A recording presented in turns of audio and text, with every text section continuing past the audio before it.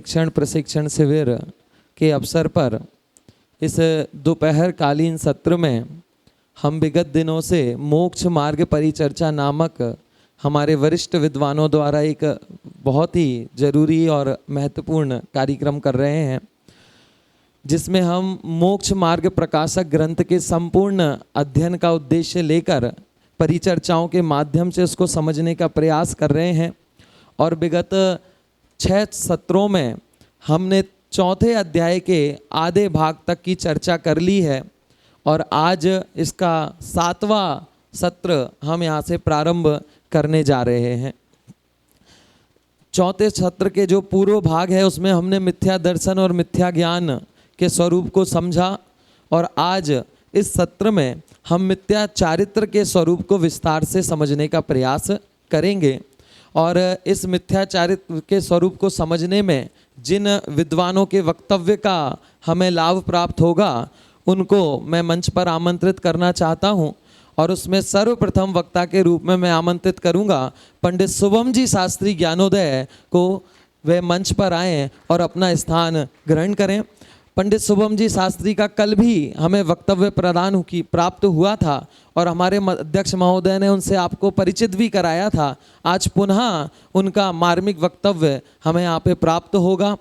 द्वितीय विद्वान के रूप में मैं आमंत्रित करता हूँ पंडित राहुल जी शास्त्री मुंबई को। वे आए और मंच पर अपना स्थान ग्रहण करें।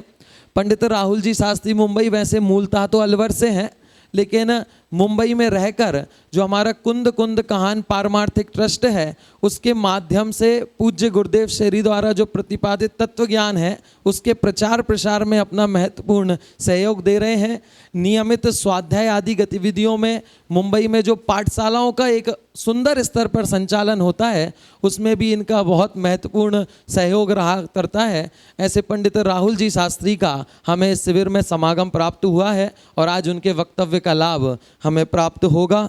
और इस सत्र के तृतीय वक्ता के रूप में मैं आमंत्रित करता हूं पंडित विक्रांत जी शास्त्री सोलापुर को। वे आएँ और मंच पे अपना स्थान ग्रहण करें।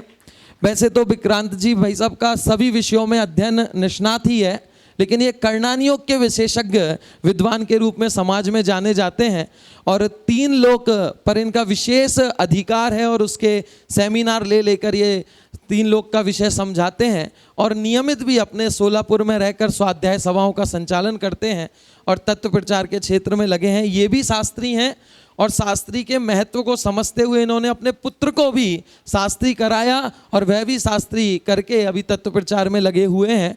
ऐसे विक्रांत जी सोलापुर का आज हमें वक्तव्य प्राप्त होगा। इस प्रकार हमारे 3 वक्ता आज के सत्र में रहेंगे। कुछ ही समय में हमारे बीच में हमारी सभा के अध्यक्ष पंडित विपिन जी शास्त्री मुंबई पधारेंगे, तब हम उनको मंच पर आमंत्रित करेंगे। लेकिन अभी सभा तो प्रारंभ करनी है, तो मैं कार्यकारी अध्यक्ष के रूप में हमारे राकेश जी भाई साहब हैं, अध्यक्ष महोदय जब तक आ रहे हैं और हम सभा प्रारंभ कर रहे हैं तो आपको कार्यकारी अध्यक्ष हम वहीं बना रहे हैं आपको। और आपकी जितना अभी गलतियां होंगी आपकी जिम्मेदारी, और बाकी फिर जब विपिन जी आ जाएंगे तो उनकी अध्यक्षता में हम ये संगोष्ठी प्रारंभ करेंगे, चलाएंगे। और अभी इस संगोष्ठी के प्रारंभ के लिए मंगल में मंगलाचरण करने के लिए मैं आमंत्रित करता हूं जयपुर से हमारे बीच पधारे श्रीमती चारू जी जैन को। वे आएँ और मंगल में मंगलाचरण के साथ हमारे सत्र का शुभारंभ करें। श्रीमती चारू जी जैन।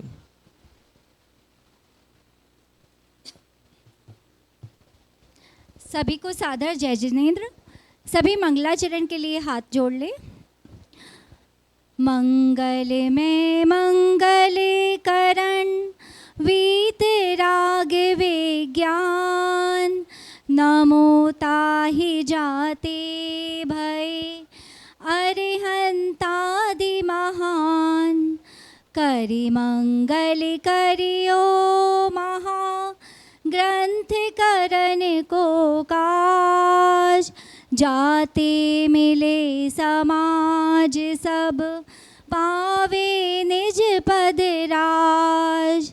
मिथ्या भावे अभावते जो प्रगटे निज भाव, सो जयवंत रहो सदा, यह ही मोक्ष उपाव। सो निज भावे सदा सुखद, अपनों करो प्रकाश। जो बहुविधि भव दुख निके, करी है सत्तानाश। इस भव के सब दुख निके, कारण मिथ्या भाव। तिनकी सत्तानाश करे, प्रगटे मोक्ष उपाव। चलिए आइए हम मिथ्या चारित्र का स्वरूप समझते हैं। जय जिनेंद्र।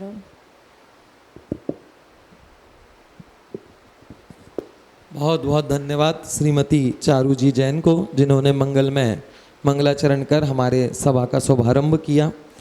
आज हम मिथ्या चारित्र के स्वरूप पर चर्चा करेंगे। टोडामल जी ने इस प्रकरण को भी अत्यंत गहराई से स्पष्ट किया और उसे भी कई भागों में उन्होंने विभाजित किया। और जैसा कि हम बालबोध आदि में पढ़ते आए हैं कि मिथ्या चारित्र कसाय का नाम है, और ये कसाय कैसे उत्पन्न होती हैं कि पर पदार्थों में इष्ट अनिष्ट की बुद्धि करता है, उससे इसके राग द्वेष होते हैं, और वो राग द्वेष के कारण इसको कसाय होती हैं। वही पद्धति टोडामल जी ने इस अधिकार में ली है। उन्होंने भी उसी क्रम में इस अधिकार को चलाया कि ये मिथ्या चारित्र कसाय भाव का नाम है। ये कसाय भाव क्यों हो रहे हैं उसका कारण बताते हुए पहला विषय हमारा रहेगा मिथ्यात्व सहित कसाय भाव ही मिथ्या चारित्र है। इसके अंदर ये मिथ्या चारित्र क्यों होता है, कसाय क्यों होती हैं, तो पर पदार्थों में जो इष्ट अनिष्ट की कल्पना करता है वो इसका मूल कारण है। तो हम प्रथम वक्ता के माध्यम से इस बात को समझेंगे। फिर ये इष्ट अनिष्ट की कल्पना के कारण राग द्वेष होते हैं, और वे राग द्वेष किस प्रकार से बढ़ते जाते हैं, उनका विस्तार होता जाता है, उनका कारण क्या है, ये द्वितीय वक्ता के माध्यम से राग द्वेष की परंपरा और उनका विस्तार, इस विषय पे हम चर्चा करेंगे। और लास्ट में इस संसारी जीवों का जो सबसे प्रिय है ऐसा मोह, उस मोह की महिमा टोडामल जी करते हैं, और एक व्यंग के रूप में इस मोह का एक छत्र राज इस चल रहा है, और ये मोह ही इस जीव के संसार में परिभ्रमण करा रहा है। इस तरीके की बात इस तीसरे अध्याय में की, जो हमें तृतीय वक्ता के माध्यम से सुनने को मिलेगी। और आज की सभा के अध्यक्ष पंडित बिपिन जी शास्त्री मुंबई हमारे बीच में पधार चुके हैं। मैं उनसे निवेदन करता हूं कि मंच पर अपना स्थान ग्रहण करें। पंडित बिपिन जी शास्त्री मुंबई, जब भी मैं भाई साहब को देखता हूं तो मुझे उनमें तीन चीज़ें दिखाई देती हैं, है ना। कौन सी तीन चीज़ें? कि वे एक विद्वान भी हैं, एक श्रेष्ठी भी हैं, और एक कार्यकर्ता भी हैं। अधिकतर देखना जाए तो कोई विद्वान होता है वो श्रेष्ठी नहीं होता, कहते हैं सरस्वती और लक्ष्मी की दुश्मनी है। और जो कार्यकर्ता श्रेष्ठी होगा वो कार्यकर्ता नहीं होता, उसे सोचता है बैठ के खाऊं। पर भाई साहब में ये तीनों गुण एक साथ है। उनकी विद्वत्ता का प्रमाण हम रोज सुबह प्रवचन में देख रहे हैं। उनकी कार्यकर्ता का वो शैली जो है वो हम शिविर के माध्यम से देख रहे हैं। कितने भव्य स्तर पर उन्होंने ये कार्यक्रम अपने भावना से, अपनी हिम्मत से इस कार्यक्रम को इतनी भव्यता तक पहुंचाया है। ऐसे पंडित बिपिन जी शास्त्री मुंबई की अध्यक्षता में आज ये हमारी संगोष्ठी संपन्न होने वाली है, और उनका समागम हमें प्राप्त हुआ। अब बिना किसी विलंब के इस संगोष्ठी के प्रथम वक्ता के रूप में मैं आमंत्रित करता हूं पंडित शुभम जी शास्त्री ज्ञानोदय को। वे आएं और अपने विचार व्यक्त करें।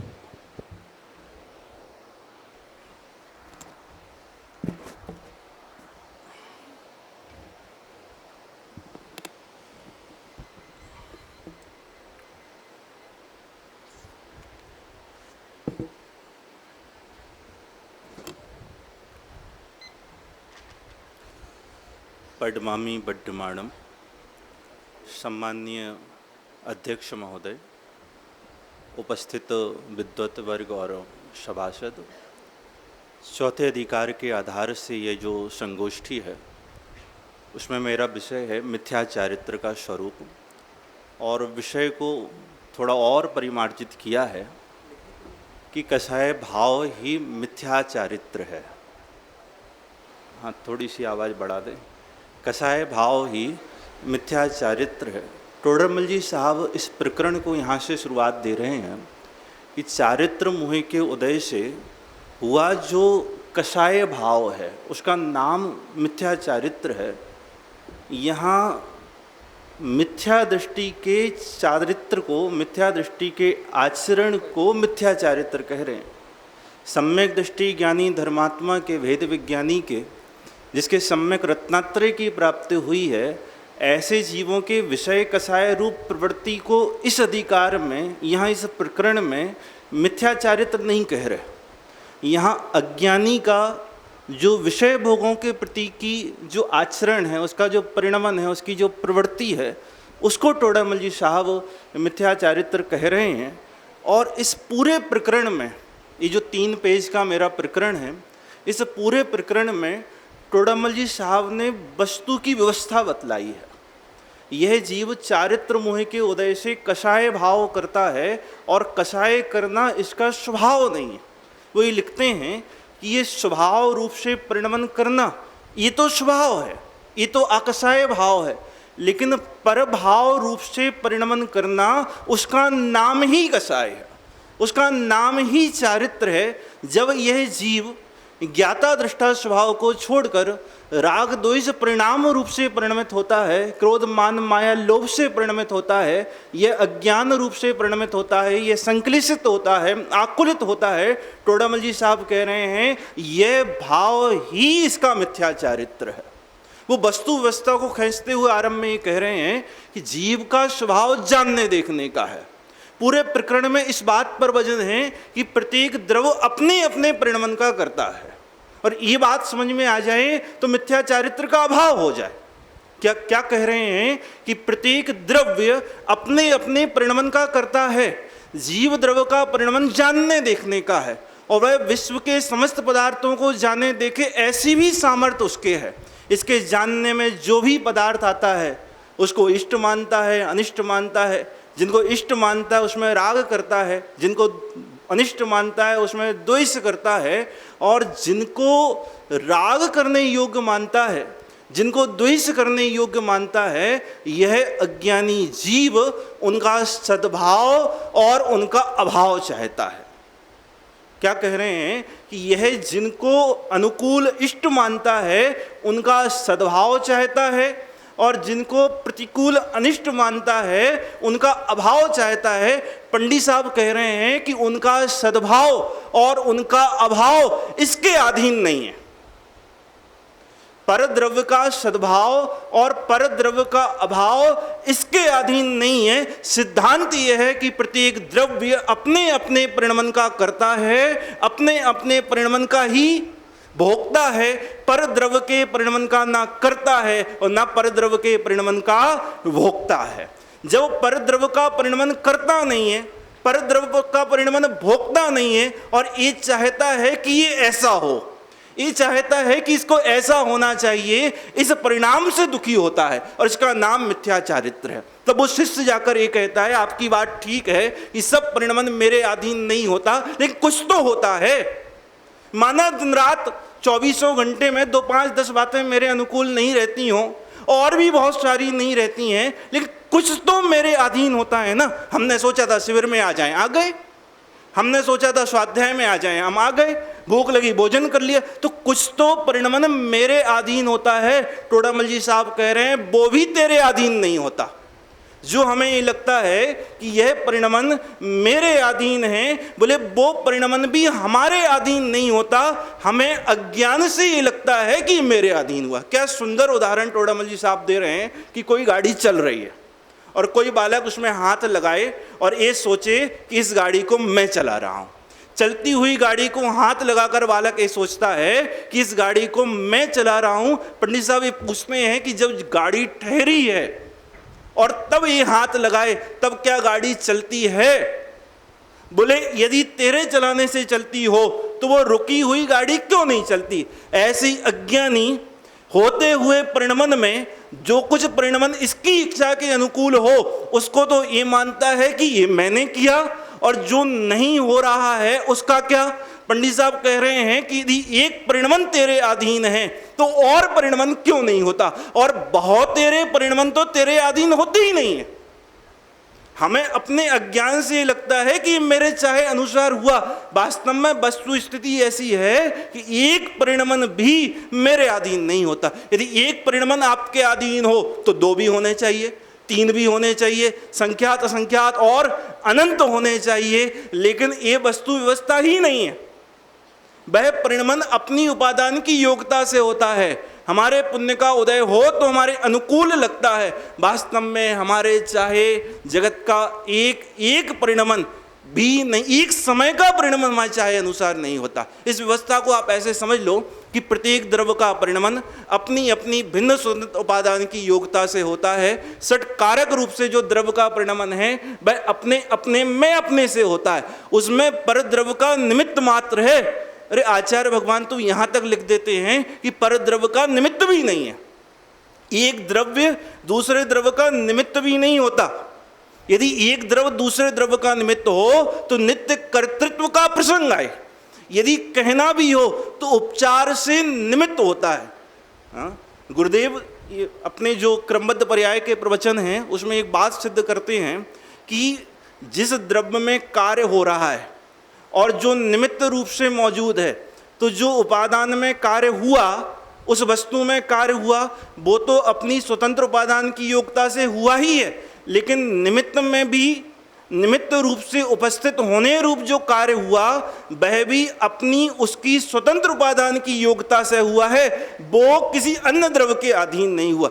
दो भिन्न द्रव्यों की अपनी अपनी उपादान की योग्यता से कार्य हो रहा है और हमें ये भ्रम हो गया कि मैंने चाहा सो हुआ। वास्तव में हो ये रहा है कि मेरा पुण्य का उदय हो, उस द्रव्य में वैसे परिणमन करने की अपनी उपादान की योग्यता हो, सो हमें ऐसा भ्रम हो जाता है। लेकिन वस्तु व्यवस्था के अनुरूप ऐसी व्यवस्था नहीं है।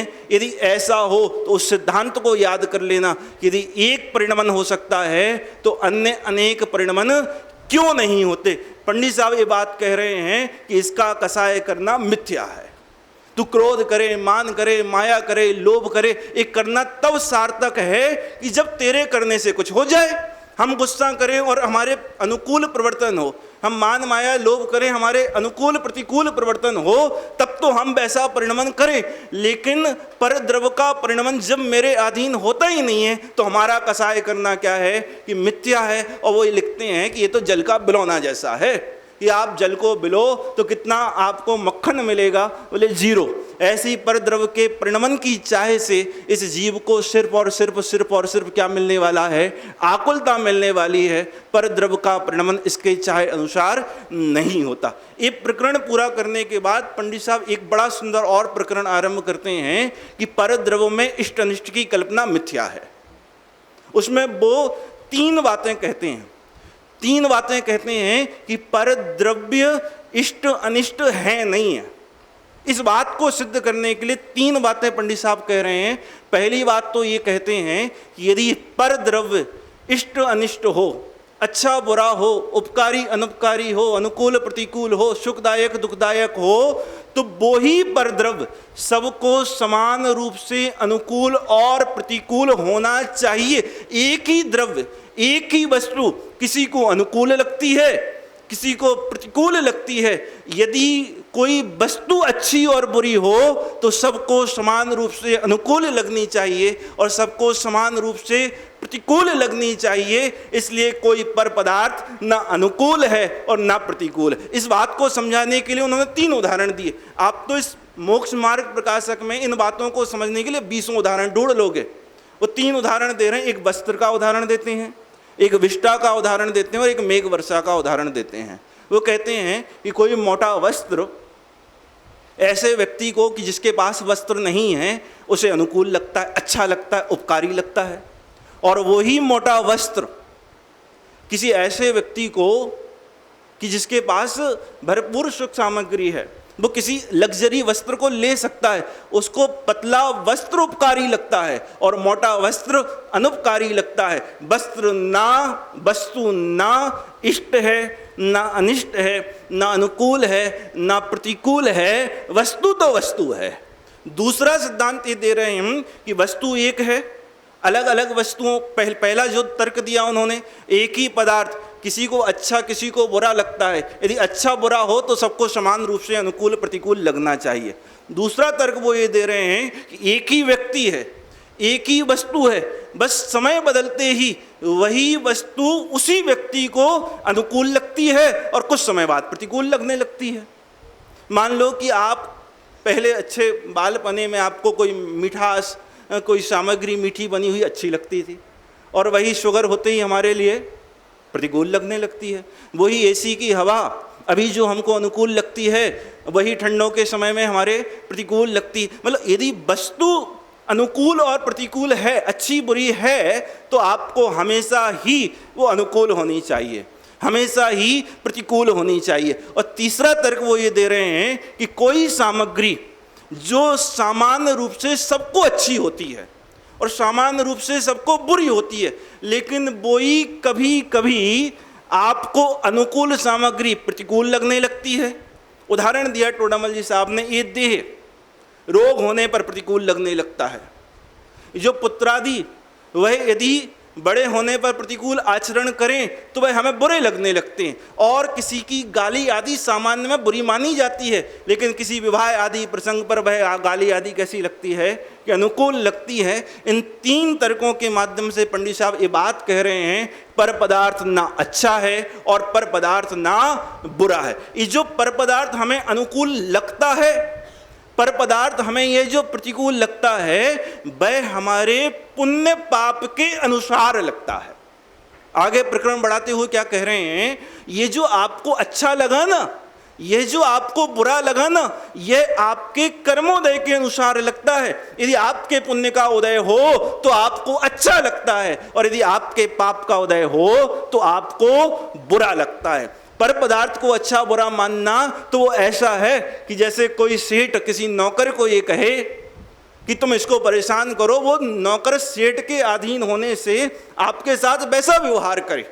सेठ कहे कि इनका सम्मान करो, तो वो नौकर सेठ के अधीन होने से वो आपके साथ वैसा व्यवहार करे। इसमें नौकर का क्या दोष है? ऐसी जो सामग्री हमको अनुकूल प्रतिकूल रूप से मिली है, वह तो पुण्य पाप के अधीन अच्छी बुरी लगती है, इसमें सामग्री का क्या दोष है? एक उदाहरण दिया है टोडामल जी साहब ने मोक्ष मार्ग प्रकाशक में कि आपको कुत्ता को आप डंडे से मारो, और कुत्ता क्या पकड़ता है कि वो डंडा, वो छड़ी पकड़ता है। इसमें छड़ी का दोष है कि वो मारने वाले का दोष है? ऐसी पर पदार्थ का दोष है क्या कर्मोदय के अनुसार ये अच्छे बुरे लगते हैं? इतनी बात जब इसको समझ में आ गई कि पर पदार्थ अच्छा नहीं है, पर पदार्थ बुरा नहीं है, कर्मोदय के अनुसार अच्छे और बुरे लगते हैं, तब वो अंत में जाके ये कहता है कर्म का दोष तो है ना, ये गलती सारी कर्म की तो है ना, जैसा कर्म चाहे वैसा करता है। टोडामल जी साहब दो बातें कहते हैं, एक तो ना कर्म की इच्छा है, ना कर्म के ज्ञान है, और दूसरी बात कर्म को आखिर में बांधा किसने है? ये भूल किसकी है? ये कर्म हमारे अनुकूल, कर्म हमारे अनुकूल, कर्म हमारे प्रतिकूल होते हैं, तो ये दोष किसका है? अरे कर्म के तो इच्छा ही नहीं है, कर्म के तो जानने ही नहीं है, कर्म तो कुछ करता ही नहीं है, तो फिर कर्म का दोष कहाँ ठहरा? दोष किसका है? कि दोष हमारा है।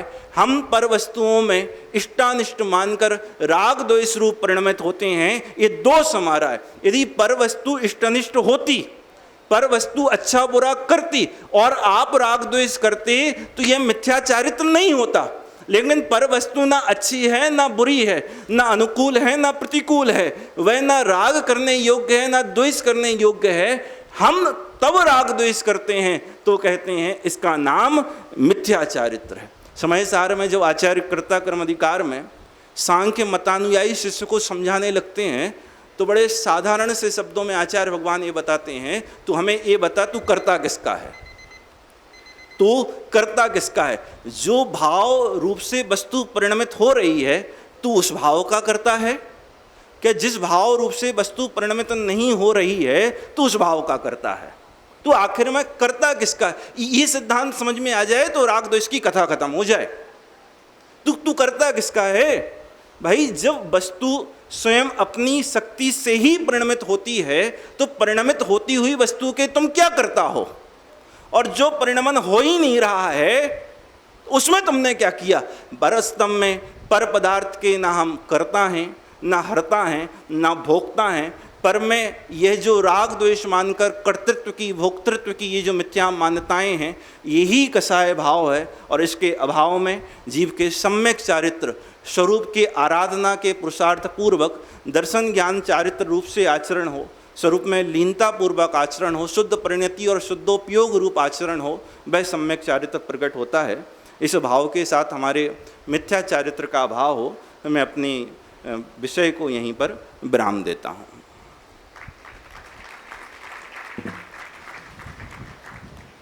एक मेरे को प्रश्न बार बार आता है कि जब हम मिथ्या चारित्र की चर्चा करते हैं और चौथे अध्याय में विशेष रूप से, तो हम कषाय पर आधारित व्याख्या को मिथ्या चारित्र कहते हैं, कषाय को। लेकिन जब व्यवहारिक स्तर पर हम चारित्र की चर्चा करते हैं तो व्रतादि के आचरण को, महाव्रतादि के आचरण को चारित्र कहते हैं। तो इन दोनों की संधि कैसे मिलाई जाए? उपचार, निश्चय और व्यवहार, निश्चय और व्यवहार। निश्चय व्यवहार में संधि होती है ना? संधि यही है कि जैसा जीव के परिणाम होता है, उस परिणाम के अनुकूल बाहर में प्रवृत्ति होती। मैं सीधा सा किसी एक गुण स्थान पर घटित करके उस बात को कहता हूँ। मान लो कोई चतुर्थ गुण स्थानवर्ती है और चतुर्थ गुण स्थान के अनुरूप उसके अनंतानुबंधी के अभाव पूर्वक की जो शुद्ध परिणति है, वह उसका चारित्र है। और अभी 3 कसाय चौकड़ी के उदय पूर्वक जो राग है, वह उसका समझ लो अचारित्र रूप परिणमन है। तो भाई जो अचारित्र रूप परिणमन जो राग हो रहा है, उस राग के अनुकूल बाह्य में प्रवृत्ति हो रही है। तो भाई जो बाह्य प्रवृत्ति है, मान लो उसके अन्याय अनित्य वक्ष के त्याग रूप है, या 8 अंगों के ग्रहण रूप है, या 25 दोषों के अभाव रूप प्रवृत्ति है, उसको हम व्यवहार चारित्र कह देते हैं। और ऐसा अविनाभाव संबंध है कि जितना कसायों का अभाव हो, बाहर में वैसा परिवर्तन होता ही है। ऐसा अविनाभाव संबंध है। साहेब वो टोडमल साहब ने लिखा ही है ना, घनिष्ठ निमित्त नैमित्तिक संबंध बनते हैं। तो वैसा ही इसको हम ले लें कि घनिष्ठ निमित्त नैमित्तिक संबंध बनते हैं, कि जैसे परिणाम हो बाहर में वैसा ही आचरण उसके होता है। क्या अपने पुण्य पाप के अधीन है पर पदार्थों का परिणमन? नहीं, निमित्त नैमित्तिक संबंध है। हमारे अधीन पर पदार्थ का परिणमन पर पदार्थ के अधीन होता है। पुण्य पाप के अधीन अनुकूल और प्रतिकूल लगते हैं। लगते हैं।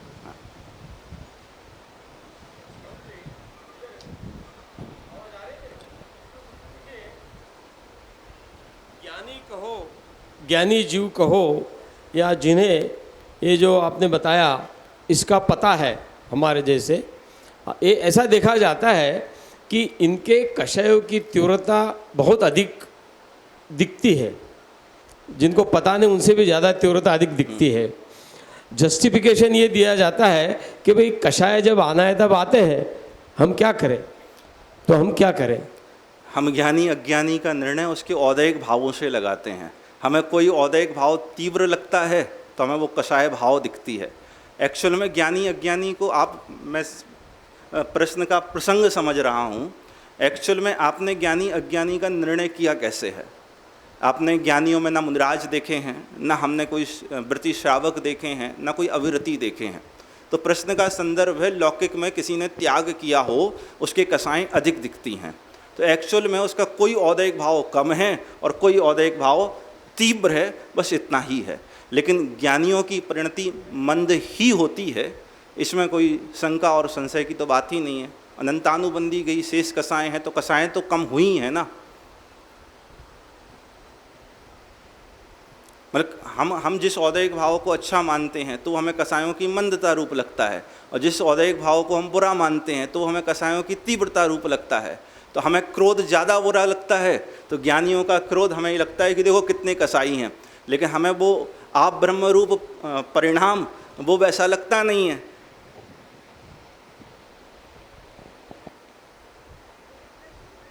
हेलो, हाँ। मेरा प्रश्न ये है कि हम पर पदार्थों के कर्ता नहीं हैं, लेकिन हम अपने भावों के कर्ता हैं, तो हमें अच्छे ही भाव क्यों नहीं आते? उसका उत्तर तो बड़ा लंबा है। हमें अच्छे ही भाव क्यों नहीं आते? क्योंकि हम तत्व ज्ञान का अभ्यास नहीं करते। तो अभी के लिए तो इतना ही है कि हमें तत्व ज्ञान का अभ्यास करना चाहिए, तो अच्छे भाव आएंगे। अब फिर वो क्रमबद्ध पर्याय तक जाने का कोई मतलब नहीं है। अभी मैंने जो प्रश्न पूछा था उसके लिए मैं निवेदन कर रहा हूँ हमारे प्रवीण जी से, वो थोड़ा सा इसका और खुलासा करें। मध्यम उसमें कर दो, मतलब 3 होते हैं ना, जघन्य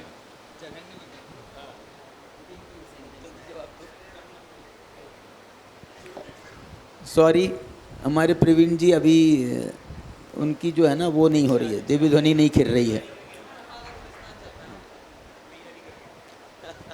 बाकी ज़्यादा प्रश्न जैसा विषय है भी नहीं है, इसलिए हम एक प्रश्न, अच्छा,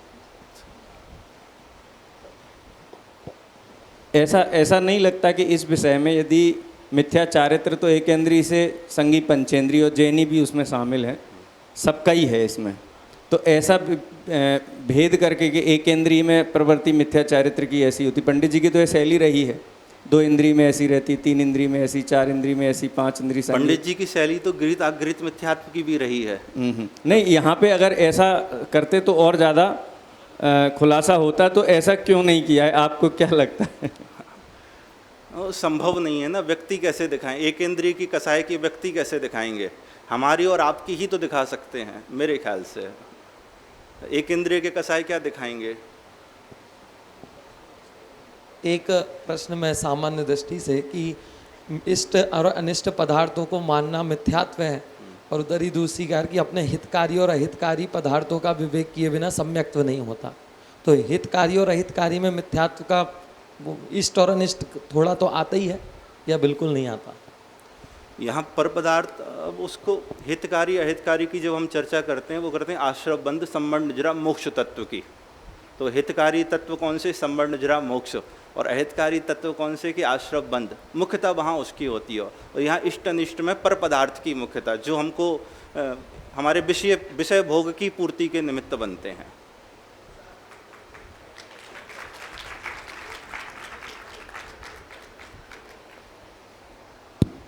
बहुत ही सुंदर वक्तव्य पंडित शुभम जी शास्त्री भोपाल वालों ने दिया, और उतना ही सुंदर उन्होंने प्रश्नों का समाधान भी किया। इस प्रकार उनके वक्तव्य का क्रम रहा। अब ये जो इष्ट अनिष्ट की कल्पना हमारी होती है, इसके फलस्वरूप जो राग द्वेष रहते हैं और वो कैसे विस्तार को प्राप्त होते हैं, इसके संदर्भ में अपने विचार व्यक्त करने के लिए मैं आमंत्रित करता हूँ पंडित राहुल जी शास्त्री मुंबई को, वे आएँ और उक्त संदर्भ में अपने विचार व्यक्त।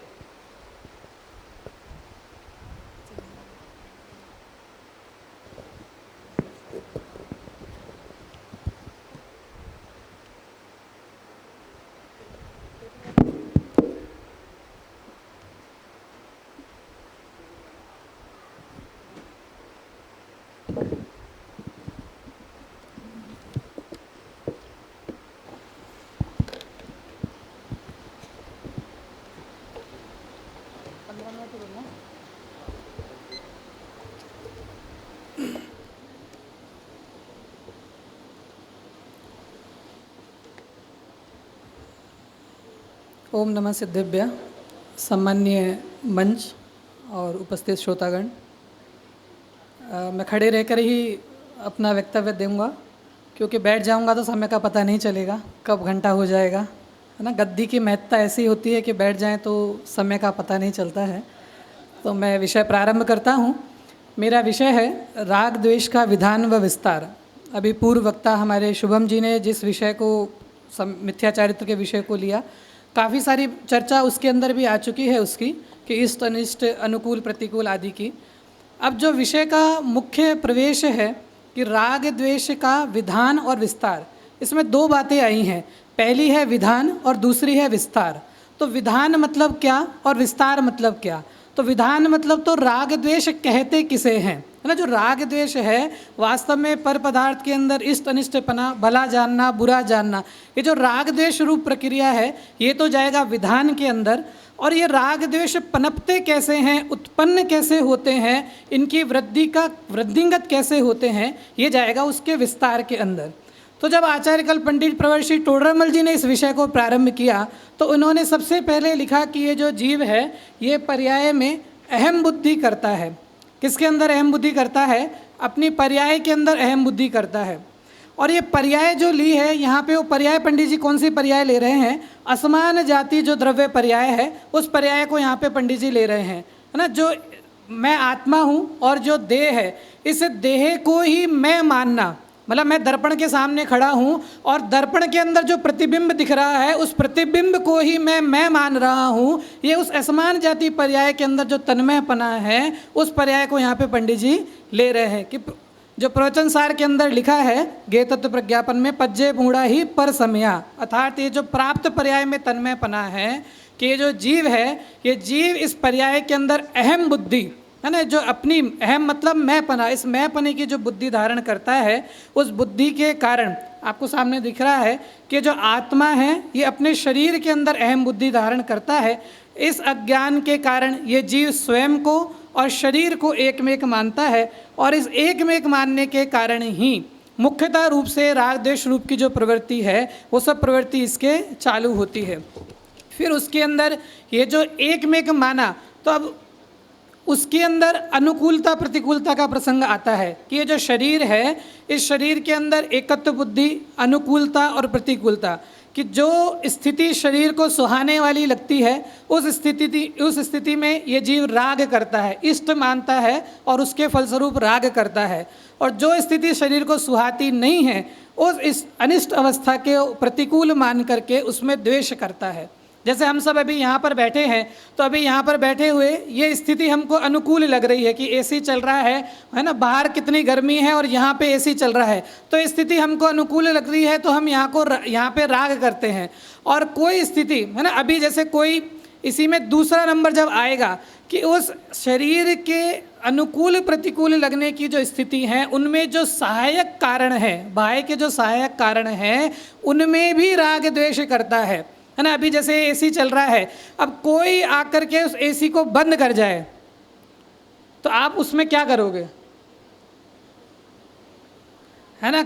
सब ऐसा सोचेंगे ना, कितना मतलब बेकार द्वेष की जो भावना आएगी कि ये अनुकूल जो परिस्थिति थी, इस अनुकूल परिस्थिति के घातक, पंडित जी ने वहाँ पे घातक शब्द दिया कि अनुकूल परिस्थिति का जो घातक जो बाह्य साधन है उस बाह्य साधन के अंदर भी द्वेष भाव करता है और उसके जो सहायक कारण हैं उनमें भी राग करता है। तो इस तरह ये जीव शरीर की और इंद्रियों के द्वारा इष्ट अनिष्ट की प्रवृत्ति मान करके अनुकूल प्रतिकूल धारण करता है। अब दूसरा जो इसके बाद में आता है, पंडित जी ने दूसरा पॉइंट लिया, मात्र शरीर के ही नहीं, उस शरीर के साथ में जो सहायक कारण में जो बाह्य पदार्थ हैं, उन बाह्य पदार्थों में ये जो आपको ऐसे जाल दिख रहा है ना, कि इसमें ये जो राग द्वेष है, ये राग द्वेष एक के बाद बढ़ता ही जाता है। कैसे बढ़ता जाता है कि ये जीव बाह्य के पदार्थों में राग करता है, फिर उस पदार्थ के कारणभूत सहायक पदार्थों में भी राग करता है, उस पदार्थ के घातक भावों में द्वेष करता है। उदाहरण के लिए अगर अपन समझे कि जैसे मेरा मित्र, मेरे मित्र में मुझे राग है, उस मित्र के मित्र में मुझे राग है ना, तो वो क्या है, उस मेरा मित्र नहीं है लेकिन मेरे मित्र का मित्र है। ऐसे ही हमारे मित्र का शत्रु, हमारे मित्र के शत्रु में क्या है, द्वेष का परिणाम है। तो ये जो मेरे नहीं है, लेकिन मेरे शरीर से संबंधित नहीं है, लेकिन उसके जो बाह्य कारण हैं उन बाह्य कारणों में भी ये जीव राग द्वेष करता है। ये परंपरा एक के बाद कंटिन्यूसली बढ़ती जाती है। जैसे पहला है शरीर की इष्ट अनिष्ट अवस्था में राग द्वेष करना, ये तो हम सभी समझते ही हैं कि शरीर के अंदर, जैसे अभी कहा कि ये शरीर बीमार पड़ गया, तो अभी शरीर में क्या हो गया कि द्वेष के, यार मेरे तो शरीर हमेशा बीमार में ही रहता है, चला नहीं जाता है, तो उसमें द्वेष के परिणाम। दूसरा है शरीर की इष्ट अनिष्ट अवस्था के कारणभूत बाह्य पदार्थों में राग द्वेष, है ना, जैसे अभी ये एसी आदि का उदाहरण दिया। और तीसरा है शरीर की इष्ट अनिष्ट अवस्था के कारणभूत बाह्य पदार्थों के सहायक निमित्तों के अंदर राग द्वेष करना। जैसे अभी ये एसी चल रहा है तो किसके कारण से चल रहा है, लाइट के कारण से चल रहा है। अभी लाइट चली जाए ना, लाइट चली जाए, उससे हमारा कोई सीधा संबंध नहीं है, लेकिन फिर भी वो उसके सहायक कारण हैं। उन सहायक कारणों में भी जो बाह्य प्रवृत्त कारण हैं उन कारणों में भी ये जीव राग द्वेष करता है। और ऐसे राग द्वेष करते करते जैसे हम लोग फॉलोअर्स बढ़ाते हैं ना इंस्टाग्राम के ऊपर, या एक ट्रेंड चलता है कि 3 लोगों को फॉरवर्ड करो, तो ऐसे ये राग द्वेष की जो परंपरा है ये ऐसे ही फॉरवर्ड होती जाती है, ऐसे ही बढ़ती जाती है। जैसे हमारे राजस्थान में एक उदाहरण आता है कि जब अपन शादी का जीवन का न्योता देते हैं तो वो शादी में बड़े शहरों में तो 50-100 लोग ही बुलाते हैं, लेकिन अपने राजस्थान में हज़ार लोगों को न्योता दिया जाता है। तो उसमें कौन, जिनको आप जानते भी नहीं है ना, मेरा मामा, मेरे बच्चों के मामा, मेरी पत्नी का मामा, उसका मतलब जिन को आप जानते भी नहीं हैं वहाँ तक के इनविटेशन दिए जाते हैं। तो ऐसे ही जो राग द्वेष की परंपरा का विस्तार है कि जिन कारणों से हमारा संबंध भी नहीं होता है, लेकिन उन पदार्थों के अंदर भी ये जीव राग द्वेष करता है।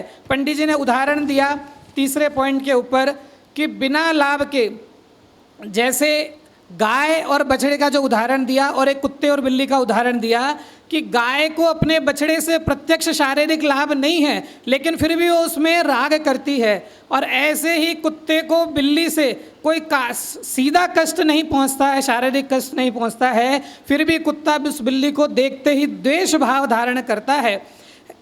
वो वास्तव में उसको प्रत्यक्ष राग द्वेष के कारण नहीं है, लेकिन फिर भी उसको देखते ही उसके अंदर द्वेष भाव होता है, गाय को बछड़े के प्रति राग भाव होता है। उसी तरह ये जीव भी मधुर शब्द, रूप, गंध आदि में बिना शारीरिक लाभ के भी राग करता है और अप्रिय शब्दों के अंदर द्वेष करता है। इसमें जैसे एक पंडित जी ने बताया कि जैसे हम रास्ते में चल रहे हैं, है ना, रास्ते में चलते हुए हमें कोई घर दिखाई दिया और घर देखकर हम ऐसा बोलते हैं कि अरे कैसा गंदा कलर किया है ना, इसको कलर की भी पहचान नहीं है, कैसा आर्किटेक्ट किया है। जिस चीज़ से आपका कोई संबंध भी नहीं है, आपका कोई उससे लेना देना नहीं है, लेकिन फिर भी आप उस चीज़ को देख करके उसमें राग द्वेष का परिणाम करते हैं। जैसे आप सब यहाँ बैठे हैं, है ना, महिला वर्ग में कोई आया है ना, तो सब लोग उसके ड्रेस देख करके बोलते हैं यार कैसी ड्रेस पहनी है ना, कलर की नॉलेज नहीं है, कलर सेंस नहीं है ना, मैं तो ऐसी ड्रेस खरीदूँ भी नहीं, लेकिन आपका उससे कोई संबंध भी नहीं है, फिर भी आप उन पदार्थों में जो राग द्वेष करते हैं। तो पंडित जी ने कहा जिनसे, उन बाह्य कारणों से जिनसे इसका कोई संबंध नहीं होता है, उन चीज़ों में भी ये राग द्वेष की परंपरा इसकी वर्तती है। फिर शिष्य ने प्रश्न किया कि ये जो शरीर की अवस्था के मूलभूत कारण हैं, है ना, इसमें इष्ट अनिष्टपना क्यों मानता है, मतलब इसे इष्ट अनिष्टपना तो स्वतः ही माना जाता है, तो इसका कारण क्या है। तो पंडित जी ने वहाँ पर कहा कि ये जो इष्ट अनिष्टपना है उसका मूल कारण है कि चारित्र का जो उदय चल रहा है, मिथ्या चारित्र का जो उदय तेरे वर्त रहा है, ये उदय उसका मूल कारण है। पंडित जी ने नवे अधिकार में भी कहा कि एक कार्य के होने में अनेक कारण मिलते हैं। वही बात यहाँ भी बताई कि एक कार्य के होने में अनेक कारण मिलते हैं, उसके अंदर जो बलवान कारण हैं, है ना, जो तेरे ये राग द्वेष उत्पन्न हो रहे हैं, उन राग द्वेष की उत्पत्ति का जो बलवान कारण है, वो बलवान कारण तो तेरा मिथ्या चारित्र, चारित्र मोहिनी का उदय ही है, और उसके साथ में निमित्त रूप में ये जो बाह्य साधन मिलते हैं वो तो निमित्त मात्र हैं। जैसे गुरुदेव श्री के पास जो प्रश्न आता था कि गाड़ी पानी से चलती है कि पेट्रोल से चलती है, प्रश्न समझ में आया? गाड़ी पानी से चलती है कि पेट्रोल से चलती है? भैया प्रश्न ये नहीं है कि गाड़ी पानी से चलती है कि पेट्रोल से चलती है, प्रश्न तो ये है कि गाड़ी पेट्रोल से चलती है कि नहीं चलती है। तो वहाँ जो बताया कि ये जो पेट्रोल आदि निमित्त आदि तो ये बाह्य कारण है, लेकिन वहाँ जो बलवान कारण जो लिया गया वो क्या है कि वो जो क्रियावती शक्ति है, वो क्रियावती शक्ति उसका बलवान कारण है। उसी प्रकार यहाँ पर बताते हैं पंडित जी कि कोई भी कार्य कई कारणों से होता है। नेक्स्ट करेंगे। कोई भी कार्य अनेक, इसके बाद वाला, हाँ, अनेक कारणों से होता है। वहाँ पे उदाहरण रूप में बताए कि जो मुनिराज हैं, है ना, मुनिराज के बाह्य में राग द्वेष के अनेक कारण मिलते हैं। जैसे मुनि पार्श्वनाथ के ऊपर कमठ का संवर का उपसर्ग, सुकुमाल मुनिराज के ऊपर उपसर्ग, सुकौशल मुनिराज के ऊपर उपसर्ग, कि आपको बाह्य कारण तो दिखाई दे रहे हैं लेकिन फिर भी वहाँ द्वेष आदि के परिणाम दिखाई नहीं देते। लेकिन हमारे, है ना, बाह्य कारण नहीं दिखाई देने पर भी हमारे राग द्वेष निरंतर वर्तता है। तो पंडित जी कहते हैं कि उसका बलवान कारण तो तेरे जो चारित्र मोहिनी का जो उदय है, तेरे जो मिथ्या चारित्र का उदय है, वो तेरा बलवान कारण है। क्योंकि अगर उसको बलवान नहीं माने, इन बाह्य कारणों को ही बलवान माने तो पूरा कंट्रोल बाह्य कारणों में चला जाएगा। तो इससे तेरा मोक्ष भी, है ना, मोक्ष के ऊपर भी प्रश्न उठेगा, क्योंकि अगर कर्म आदि के ऊपर, कर्म आदि को जो बलवान मानेंगे तो इस जीव का मोक्ष कैसे संभव है। फिर उसके बाद पंडित जी ने बताया कि मिथ्या चारित्र का जो स्वरूप है उसको कषायों के अनुसार उन्होंने वर्गीकृत किया कि उसमें जो 25 कषाय, जो अभी नाम भी आए अपने, जो 25 कषाय जो हैं, है ना, अनंतानुबंधी आदि कषाय, फिर हास्य, रति, अरति, शोक, भय, जुगुप्सा, स्त्री वेद, पुरुष वेद, नपुंसक वेद, ये सब जो कषाय आदि के परिणाम लिए कि ये वास्तव में मिथ्या चारित्र क्या है कि मिथ्यात्व के सहित जो भी राग द्वेष के परिणाम हो रहे हैं वो सब राग द्वेष सहित परिणति का नाम मिथ्या चारित्र है। और ये मिथ्या चारित्र में जो चारित्र का उदय वर्त रहा है, ये चारित्र का उदय ही इस राग देश के विस्तार का मुख्य कारण है ना। राग देश का विस्तार जो विषय है ना, इसका मुख्य कारण ये तेरे चारित्र मोहिनी का उदय वर्तता है ना। जैसे एक तो करेला और एक ऊपर से नीम चढ़ा, मतलब एक तो अभी अज्ञानी अवस्था और उसमें भी चारित्र मोहिनी का उदय, है ना। एक तो बाह्य में राग द्वेष के परिणाम रूप निमित्त और उसके साथ में चारित्र मोहिनी का तीव्र उदय, तो वो उदय तेरे राग द्वेष का मुख्य कारण बनता है। ये सभी 25 जो कषाय भाव हैं, ये सब मोह के अधीन होने के कारण वास्तव में इन्हें मिथ्या चारित्र ही कहा जाता है। और ये मिथ्या चारित्र के जो परिणाम हैं, है ना, इनको प्रमाद के रूप में, कषाय के रूप में मूल कारण में दिया। अब अंत में इसमें जो इस राग देश के विस्तार से अंत जब पंडित जी करते हैं कि ये जो राग देश रूप 25 कषाय रूप जो विस्तार है, इसका जो फैलाव है, उस फैलाव में अगर तू जाएगा, है ना, संसार से जो फैलाव है वो हमेशा उलझने का मार्ग है और जो सिमटना है वो सिमटना आत्मानुभूति का मार्ग है। तो पंडित जी कहते हैं कि ये जो एक इंद्रिय जीव है ना, एक इंद्रिय जो सूक्ष्म जीव से लेकर पंचेंद्रिय मनुष्य तक के जीव हैं, यद्यपि एक इंद्रिय का जीव इंद्रियों के नाम को नहीं जानता, है ना, एक इंद्रिय के जीव को नहीं पता है कि स्पर्शन क्या है, घ्राण क्या है, चक्षु क्या है, कर्ण क्या है, वो इंद्रियों के नाम नहीं जानता, फिर भी अव्यक्त रूप से उनका उपयोग करता है। बिना शब्द जाने भी मैं स्पर्श करता हूँ ऐसा भाव उसके रहता है। और यहाँ जो पंचेंद्रिय मनुष्य है वो नाम और ज्ञान होने पर भी, है ना, इंद्रियों से, धन से, परिवार से, इन सब से घोर जुड़ाव रखता है। इसकी वजह से इसके प्रति समय राग देश रूप क्रिया इसके प्रति समय चलती रहती है। और अंत में पंडित जी ने कहा कि इस मिथ्या चारित्र के साथ जितने भी राग देश रूप परिणाम हैं, चाहे वो राग रूप में हो, व्रत आदि रूप में क्यों नहीं हो, लेकिन ये सभी परिणाम मिथ्या चारित्र की श्रेणी में ही जाते हैं। जैसे समयसार के अंदर 151 की गाथा में बताया है कि जैसे अज्ञानी के अज्ञान अवस्था में किए गए जितने भी व्रत आदि के परिणाम हैं, वो व्रत आदि के परिणाम बाल तप की श्रेणी में जाते हैं, वो तप और व्रत की श्रेणी में काउंट नहीं होते। उसी प्रकार मिथ्या चारित्र के सहित जितने भी ये तेरे परिणाम चल रहे हैं, ये परिणाम वास्तव में, है ना, अंत उदाहरण देता, एक उदाहरण देकर समाप्त करता हूँ। जैसे हम जैसे एक छोटी टीम बनाते हैं ना, क्रिकेट की हमने एक छोटी टीम बनाई, हम 5-10 लोगों ने, और उन 5-10 लोगों की टीम में हम बड़े बड़े खेल रहे थे और एक मेरा छोटा सा भाई आया और उस भाई ने बोला मुझे भी खिलाओ, मुझे भी खिलाओ। अब हम उसको मना नहीं कर सकते क्योंकि वो रोने लग जाएगा। अब उसको खिला लिया, लेकिन हम उसको खिला के क्या बोल देते हैं उसको कि ये क्या है, कच्ची कौड़ी है, कच्चा नींबू है ना। वो कच्चा नींबू है तो खेल तो रहा है, वो दौड़ भी रहा है, कैच भी पकड़ रहा है, रन भी मार रहा है, खेल सब कुछ कर रहा है, लेकिन उसके रन काउंट होंगे कि नहीं होंगे? उसकी जो वो कैच लेगा वो काउंट होगा कि नहीं होगा? नहीं होगा। उसी प्रकार अज्ञान अवस्था में तेरे जो किए गए परिणाम हैं वो परिणाम सम्यक रूप से काउंट नहीं होते हैं। उसी प्रकार अंत में ये जो जीव है, ये जीव अगर वास्तव में राग द्वेष के विस्तार से बचना चाहता है तो एक सहज रूप में जो आत्मानुभूति का जो मार्ग, सिमटने का जो मार्ग बताया है कि अपने जो तू अहम बुद्धि करता है अपने शरीर में और अपने आत्म तत्व में, उस अहम बुद्धि को छोड़ और इन अंतर बाह्य पदार्थों के निमित्त आदि में राग द्वेष को ना करते हुए अपने वास्तविक जो द्रव्य स्वभाव है उस द्रव्य स्वभाव को जान, इस मिथ्या चारित्र का नाश कर और सम्यक चारित्र की प्राप्ति कर। इसी भावना के साथ मैं अपनी बात समाप्त करता हूँ।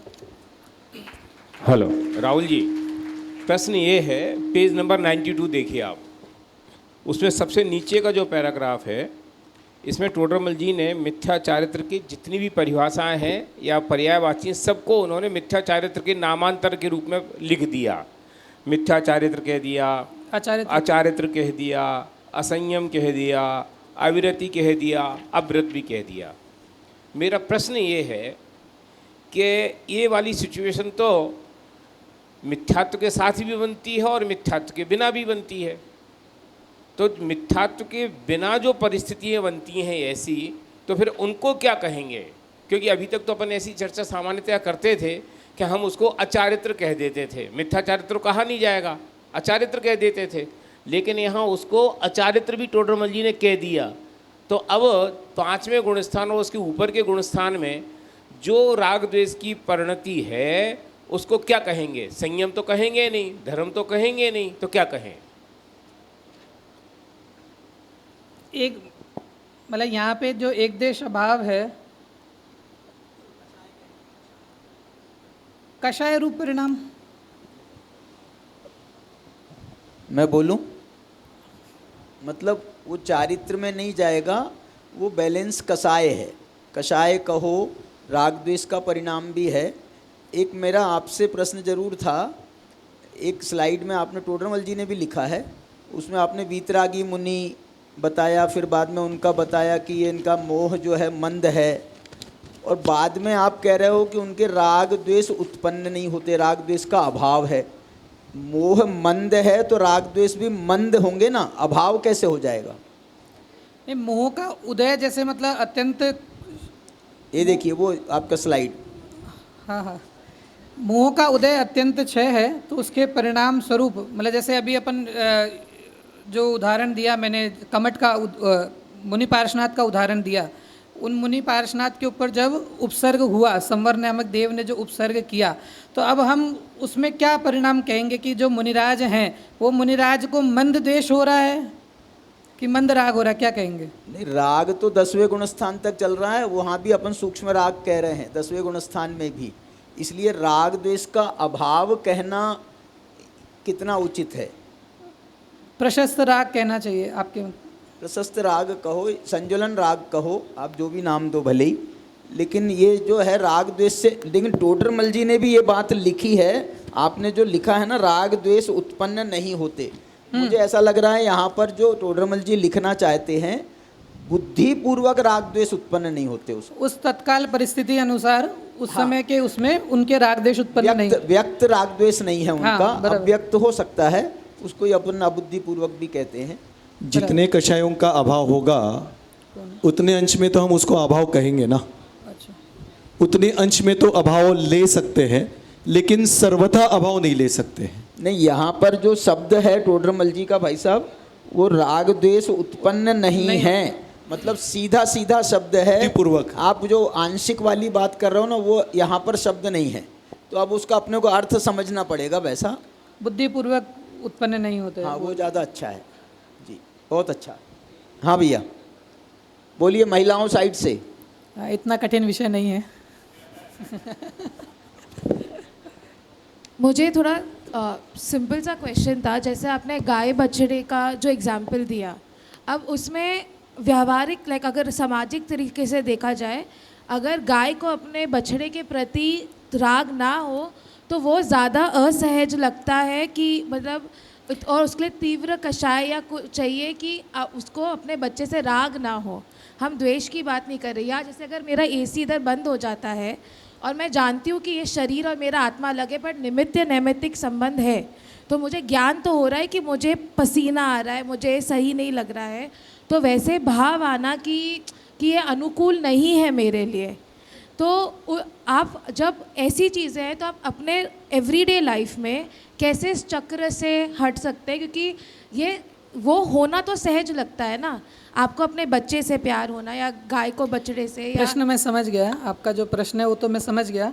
देखिए, इसमें दो तरह से मैं उत्तर देता हूँ। एक तो जो पहले गाय वाला जो उदाहरण जो लिया पंडित जी ने, सीधे देखिए पंडित जी की चतुराई भी कह सकते हैं, पंडित जी ने इसको व्यक्तियों के ऊपर नहीं डाला, क्योंकि हमारा जो पुत्र आदि के प्रति जो राग होता है वो इसके लिए, क्योंकि वो बुढ़ापे में मेरी सहायता करेगा, वो ऐसा मेरे सब वो मतलब मेरे को सब अनुकूलता देगा, ऐसा राग होता है। लेकिन वहाँ पंडित जी ने कहा गाय का बछड़े से शरीर आदि से, मतलब वो बछड़ा उसके शरीर आदि में कोई का अनुकूलता रूप में उसके निमित्त नहीं होता है, इसके लिए वो राग नहीं कहा। लेकिन जो आपका प्रश्न है कि हमारे को जैसे प्रत्यक्ष में अनुकूल प्रतिकूल मालूम पड़ रहा है तो हमको वो राग द्वेष होंगे या नहीं होंगे, बराबर कि प्रत्यक्ष में मालूम पड़ा कि एसी बंद हो गया, पसीना आ रहा है, या प्रत्यक्ष में, तो उसमें तो मुख्यतः यही है कि जैसे मुनिराजों का हम जो उदाहरण देते हैं कि प्रत्यक्ष में मालूम चल रहा है कि सर पे जलती हुई सिगड़ी रखी है, शरीर जल रहा है, ज्ञान तो हो रहा है ना कि शरीर जल रहा है, इतना ज्ञान तो उनको है। ऐसा तो हम नहीं कह सकते कि उस चीज़ का ज्ञान नहीं है, ज्ञान है, लेकिन फिर भी जो लक्ष्य है, वो जो लक्ष्य है उनका वो किसकी तरफ है, लक्ष्य अपनी आत्म तत्व की तरफ है। इसके लिए जब लक्ष्य अपन सामान्य ऐसा भी कह सकते जैसे मेरी उंगली कट गई लेकिन मुझे ध्यान नहीं गया और मैं ऐसे ही घूमता रहा, 2 घंटे बाद किसी ने बताया कि देखो भाई तुम्हारी उंगली कट गई, खून निकल रहा है, तब मुझे दर्द होना शुरू हुआ। लगा तो 2 घंटे पहले था, और 2 घंटे पहले से दर्द नहीं हुआ, क्यों? क्योंकि अब वो मुझे लक्ष्य में आया, मेरे उसमें आया। तो ऐसे ही मेरा लक्ष्य जैसे जैसे तत्वाभ्यास की तरफ बढ़ेगा, आत्म स्वभाव की तरफ बढ़ेगा, तो धीरे धीरे राग द्वेष का जो विस्तार है वो धीरे धीरे कम होता जाएगा, और एक समय ऐसा आएगा कि हम उच्चतम श्रेणी तक पहुँचेंगे। इससे मुझे बस एक तो है, जैसे कि मुनिराज का हुआ, उनके पास तो सहनशीलता उनके शरीर की अलग टाइप की होती है। हम जैसे ऐसा लगता है कि आपको तीव्र, अगर मेरा कोई लक्ष्य है जैसे कि मुझे करना है, उसमें भी तो तीव्र कषाई चाहिए वो लक्ष्य को प्राप्त करने के लिए। मतलब अगर उस चीज़ पे इतना फोकस है तो आप कैसे उस चीज़ को, मतलब मेरे को मुनिराज गुणस्थान जब आपके बढ़ते वो चीज़ मुझे समझ में आती है, पर मतलब मैं समझ गया, आपको ऐसा लग रहा है कि जैसे क्या होता है ना, हमको ऐसा लगता है अरे तीर्थंकर तो चलो मान लीजिए उनके तो समचतुर संस्थान होता है, वो तो अलग ही हो गए। हमें ऐसा लगता है मुनिराज भी कोई अलग ही जगह से आए होंगे, है ना, जिन पे सिगड़ी रख दी उनको पता नहीं पड़ा। लेकिन हम अभी वर्तमान में भी बहुत से अगर उदाहरण देखें, जैसे हम अपनी स्टडी में उदाहरण देखें, जैसे किसी को IAS RS बनना होता है तो वो कितना फोकस करता है कि कुछ भी बाहर में कुछ भी हो जाए, है ना। जैसे हमारे टाइम पे एक एग्जाम्पल चलता था किन्हीं का कि उन्होंने अपने आधे बाल मुंडवा लिए थे, है ना, कोई कंपटीशन की तैयारी कर रहा था, उसने आधे बाल अपने हटवा लिए और आधे बाल रखे। क्यों आधे बाल मुंडवाए? कि मैं आधे बाल रहेंगे तो मैं शर्म के मारे इस कमरे से बाहर नहीं निकलूंगा, और बाहर नहीं निकलूंगा तो मेरा उपयोग बाहर कहीं भटकेगा नहीं, और मेरा फोकस पूरा का पूरा स्टडी में ही रहेगा। तो ऐसा हम बाहर में भी करते हैं, जो इतना 99.9% लाते हैं, और भी जो चीज़ करते हैं, ये पूरा हमारे फोकस के ऊपर, हमारा लक्ष्य कहाँ है ना। आचार्य पूज्यपाद ने स्तोपदेश में लिखा है, जस जस आत्म तत्व में अनुभव आता जाए, तस तस विषय सुलभ्य भी ताको नहीं सुहाए, और जस जस विषय सुलभ्य भी ताको नहीं सुहाए, तस तस आत्म तत्व में अनुभव बढ़ता जाए। जोरदार तालियों के माध्यम से हम पंडित राहुल जी शास्त्री का करेंगे। बहुत ही सुंदर वक्तव्य उन्होंने प्रदान किया, और ये जो प्रश्न उठ के अभी आया कि ये हो किस कारण से रहा है, वास्तव में टोडरमल जी आगे इसी चीज़ को लेने वाले हैं मोह की महिमा के प्रकरण में, कि अनादिकालीन हम जो मिथ्यात्व की बात अभी कर रहे हैं ये अग्रहित मिथ्यात्व है। अनादिकाल से जीव के ऐसे संस्कार आ रहे हैं कि उसको ममत्व अपने आप सहज होता है।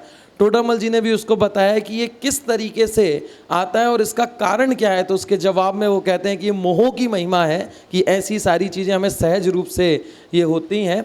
इस प्रकरण पर अपने विचार व्यक्त करने के लिए मैं आमंत्रित करता हूँ पंडित विक्रांत जी शास्त्री सोलापुर को। वे आएँ, जिनका विषय है संसारियों का अत्यंत प्रिय मोह।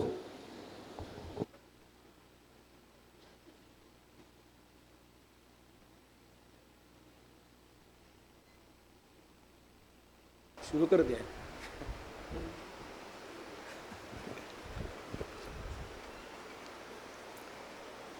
ओम नमः सिद्धेभ्यः। मैं 2 प्रश्न आपको पूछूंगा, उसके बाद मेरा विषय प्रारंभ होगा। सबको जवाब देना है। मुझे बताओ, आप लोग इस फर्स्ट क्लास AC हॉल में बैठे हो, AC मंडप में बैठे हो, ठंडी ठंडी हवा चल रही है, बैठने के लिए गद्दा है, कुर्सियां हैं, आराम से टिक के बैठे हो, मज़ा आ रहा है कि नहीं? आ रहा है? सुबह का भोजन बहुत बढ़िया था, भाई साहब ने बहुत मेहनत की है ये सब करने के लिए, बढ़िया भोजन था। बढ़िया लगा कि नहीं? भाई साहब की ओर देख के बोलना, मेरी ओर मत देखना। यही मेरा आज का विषय है, संसारियों के लिए प्रिय मोह की महिमा। वास्तव में देखा जाए ये मोह बड़ा विचित्र है। मोह महामद पियो अनादि, सबको याद है। भूल आपको भरमतवादी। पंडित टोडरमल जी ने भी इस मोह को करीब करीब दूसरे अध्याय से प्रारंभ किया। कर्म की अनादिपने की सिद्धि वहाँ से प्रारंभ किया और उस विषय में बोलते हुए पंडित जी ने बताया था, जीव को कर्म दुखी नहीं करता। उसी संदर्भ में आगे जाके कहा, परद्रव्य जीव को दुखी नहीं करता, तो फिर कौन करता है? तो वहाँ पर एक शॉर्ट में, एक पैराग्राफ में बताया कि जीव की मोह रूपी प्रवृत्ति जब होती है तब जीव दुखी स्वयं होता है। वास्तव में यही मोह की महिमा है। जीव जब मोहान्वित होता है तो पदार्थ अच्छा लगे चाहे बुरा लगे, इष्ट लगे चाहे अनिष्ट लगे, ये जीव उसमें प्रवृत्ति करता है और प्रवृत्ति करता है तो इष्ट अनिष्ट परिणाम के निमित्त से दुखी होता है। मोह वास्तव में इस पूरे विश्व पर साम्राज्य कर चुका है। इस पूरे विश्व को उसने अपने कब्जे में ले रखा है। यही वास्तव में इस मोह का महात्म्य है। देखना, मोह के महात्म्य की चर्चा करते हुए इस चौथे अधिकार में पंडित टोडरमल जी ने मोह तक पहुंचने से पहले 3 बातों की चर्चा की। मिथ्या दर्शन, मिथ्या ज्ञान और मिथ्या चारित्र। मिथ्या दर्शन ये भी मोह है, मिथ्या ज्ञान ये भी मोह है और मिथ्या चारित्र ये भी मोह है। ये मोह मतलब ये हाथी का पैर है, इसमें सब पैर समा जाते हैं। मिथ्या दर्शन मतलब मोह कैसे, मिथ्या चारित्र मतलब मोह कैसे? देखना, गोमड़सार में एक गाथा आती है, मिच्छोदयेन मिच्छत तमसदहनम तु तच्च अत्थाणम। मिथ्यात्व कर्म के उदय से होने वाले जीव के परिणाम को मिथ्यात्व कहते हैं। इसी प्रकार से यहां पर समझना, दर्शन मोहनीय नाम कर्म के उदय से, दर्शन मोहनीय कर्म के उदय से होने वाले जीव के श्रद्धा के विपरीत परिणाम को मिथ्या दर्शन कहते हैं। और चारित्र मोहनीय कर्म के उदय से होने वाले जीव की विपरीत चारित्र रूप प्रवृत्ति है, वो अंतरंग भी ले लो बहिरंग भी ले लो, उस प्रवृत्ति को मिथ्या चारित्र कहते हैं। और ये मिथ्या दर्शन, मिथ्या ज्ञान, मिथ्या चारित्र ये सब मिलके मोह है। मोह ये शब्द सबको संग्रहित करके बताता है। इस प्रकार से जब यह मिथ्या दर्शन, मिथ्या ज्ञान, मिथ्या चारित्र रूप जीव परिणमित करता है तो मोह में, मोह के निमित्त से जीव की बड़ी विचित्र दशा होती है। वो कैसी विचित्र दशा होती है, ये सब यहाँ पर पंडित टोडरमल जी ने मोह की महिमा के अंदर बताया। महिमा यही है कि जीव इस मोह के अधीन होके अपना स्वरूप भूल, अपने आप को भूल जाता है। मैं कौन हूँ, मेरा क्या स्वरूप है, ये सब भूल जाता है। और जब ये भूल जाता है तो इस जीव की क्या क्या दशाएं होती है, वो दशाएं यहाँ पर मोह की महिमा के अंतर्गत पंडित टोडरमल जी ने बताया। इसमें पहले पैराग्राफ में लिया है, देखिए, ऐसे ये मिथ्या दर्शनादि भाव जीव के अनादि से पाए जाते हैं, नवीन ग्रहण नहीं किए जाते, मतलब अग्रहित मिथ्यात्व की बात कर रहे हैं। देखो इसकी महिमा कि जो पर्याय धारण करता है वहाँ बिना ही सिखाए मोह के उदय से स्वयमेव ऐसे ही परिणमन करता है। जब मोह का उदय होता है तो जीव स्वयं ही ऐसे परिणमन करता है। कैसे परिणमन करता है उसकी चर्चा अगले पैराग्राफ में पंडित टोडरमल जी ने बताई। कि क्या करता है मोह के उदय में, तो मरणादि होने पर भी शरीर आत्मा प्रत्यक्ष भिन्न है, उनको एक मानता है। अब देखना, मैं आपको पूछता हूं, शरीर आत्मा को एक मानता है कि शरीर ही मैं हूं ऐसा मानता है?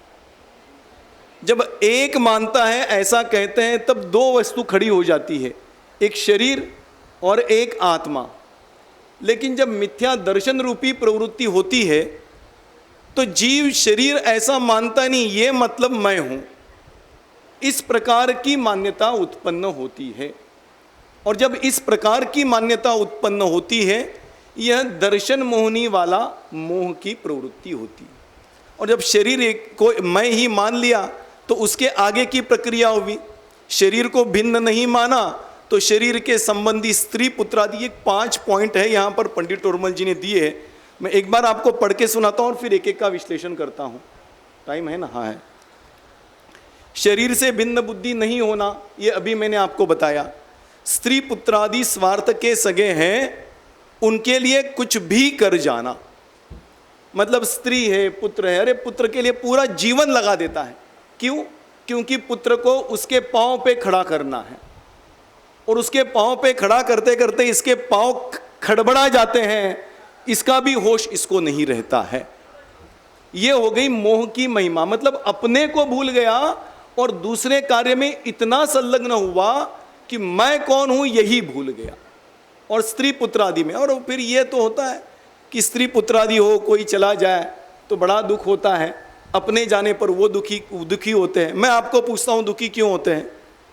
अरे मंगत राय जी की 12 भावनाएं बहुत बढ़िया भावना है, उसमें एक वाक्य आता है, अपने अपने अपने सुख को रोए पिता पुत्र दारा। सबको याद है ना क्या कहा इसमें? अरे कोई व्यक्ति चला जाता है तो रोते हैं, किस लिए रोते हैं? चला गया इसलिए नहीं रोते हैं, अब मेरा क्या होगा, ये हर व्यक्ति को पता है, फिर भी सोचता है यार मेरे पत्नी मेरे पुत्र, ये इसका मोह का परिणमन होता है, ये मोह की प्रक्रिया है। पर वस्तु में कर्तृत्व बुद्धि धारण करता है। पर वस्तु में क्या? मोह के कारण परद्रव्य में हस्तक्षेप करता है, कार्य करने का प्रयत्न करता है। भाई साहब, ये प्रशिक्षण शिविर किसने अरेंज किया? लगता है कल मेरी छुट्टी हो जाएगी अब यहां से।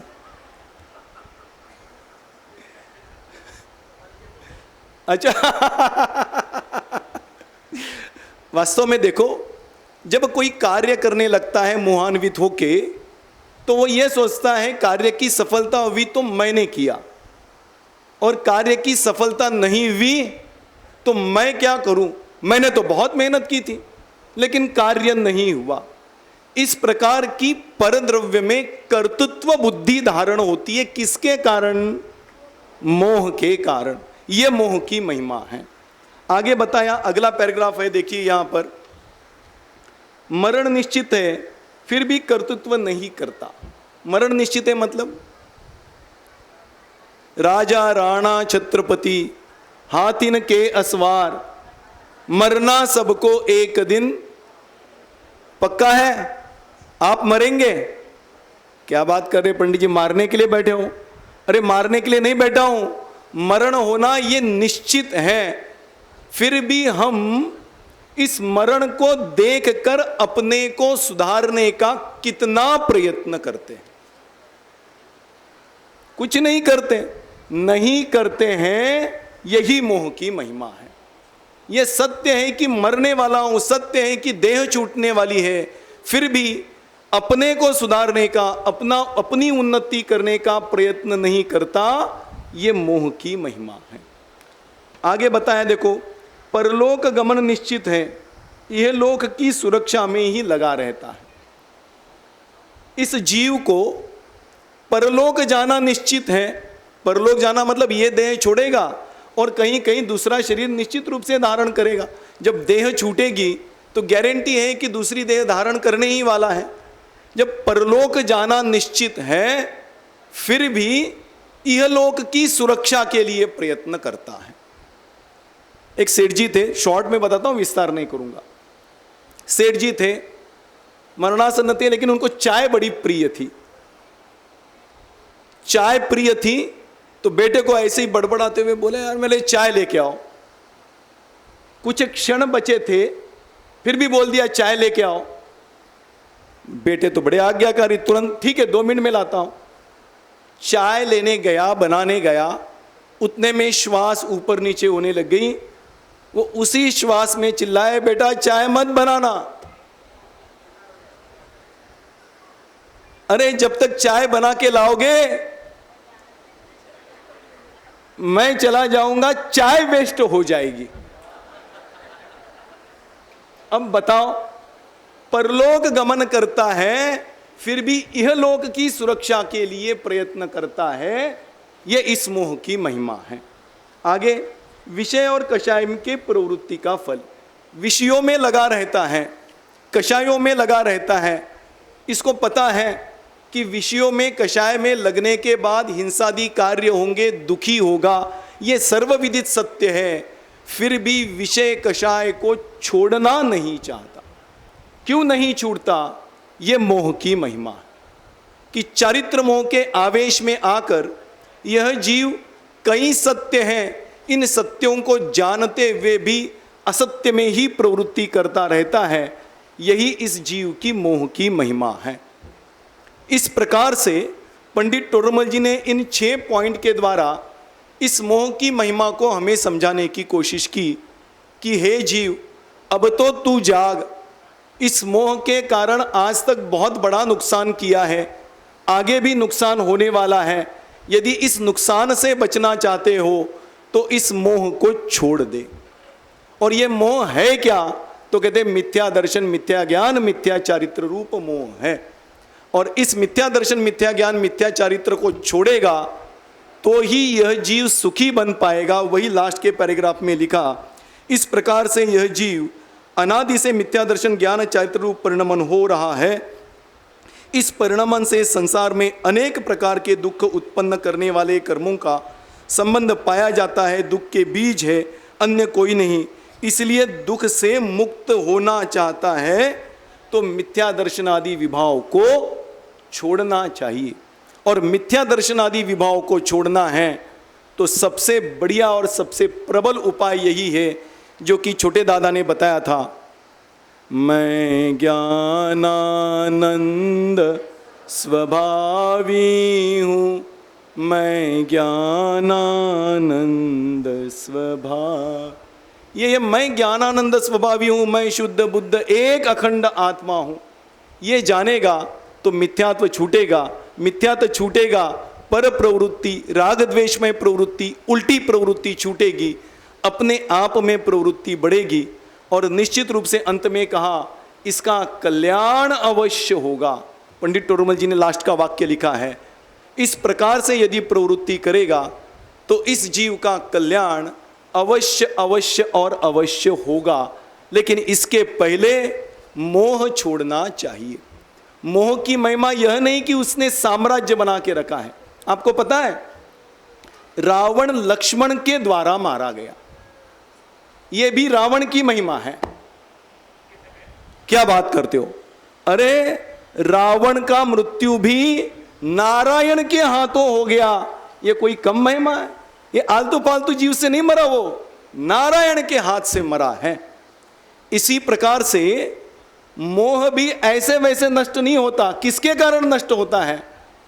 तो बताया स्वयं की शुद्ध बुद्ध आत्मा के द्वारा नष्ट होता है। वो नष्ट होना भी इस मोह की महिमा ही है। और यह महिमा हम सब जान लेवे। उसने आतंक फैलाया है, वह भी महिमा है। उसके आतंक को नष्ट करना यह भी एक महिमा ही है। ऐसी महिमा हम सब समझ लेवे, जान लेवे तो सबका कल्याण होगा। इतना कह के मैं यहीं पर विराम लेता हूँ।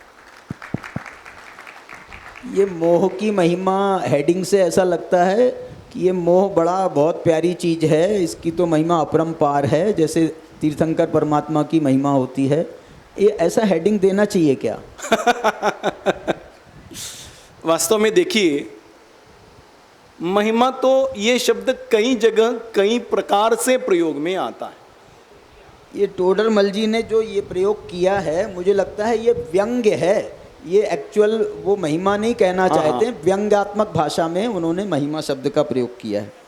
दोनों प्रकार से ले सकते हैं भाई साहब। व्यंग्यात्मक तो है ही, इसमें कोई शंका नहीं, क्योंकि मोह में कुछ दम नहीं है, आत्मा के सामने मोह में कुछ ताकत नहीं, लेकिन हमने उसको फालतू में बढ़ा चढ़ा के रखा है। एक तो ये भाव, और दूसरी भाव कि यदि मोह की महिमा नहीं होती तो पूरे विश्व पर वो साम्राज्य कैसे करता, जीवों को मोक्ष में जाने में रोकने में समर्थ कैसे होता, ये भी तो उसी की महिमा है। तो दोनों तरफ से इसको लिया जा सकता है। अच्छा, दूसरा ये पूछना है कि ये जो मोह की महिमा का प्रकरण है, आपने इसमें दर्शन मोह और चारित्र मोह दोनों को घटित किया है, लेकिन यहाँ तो मिथ्या दर्शन ज्ञान चारित्र का प्रकरण है ना, तो मिथ्या दर्शन ज्ञान चारित्र के प्रकरण में दर्शन मोह की मुख्यता ही से बात होगी ना। जो चारित्र मोह भी है वो दर्शन मोह से प्रभावित जो चारित्र मोह है वो ही लेना पड़ेगा, उसके आगे वाला सम्यक दृष्टि को चारित्र मोह जो है उसको नहीं लेना पड़ेगा। नहीं लेना पड़ेगा, मिथ्यात्व दर्शन के साथ होने वाला वही चारित्र यहाँ पर लिया गया। ठीक है, ठीक है, बहुत अच्छा।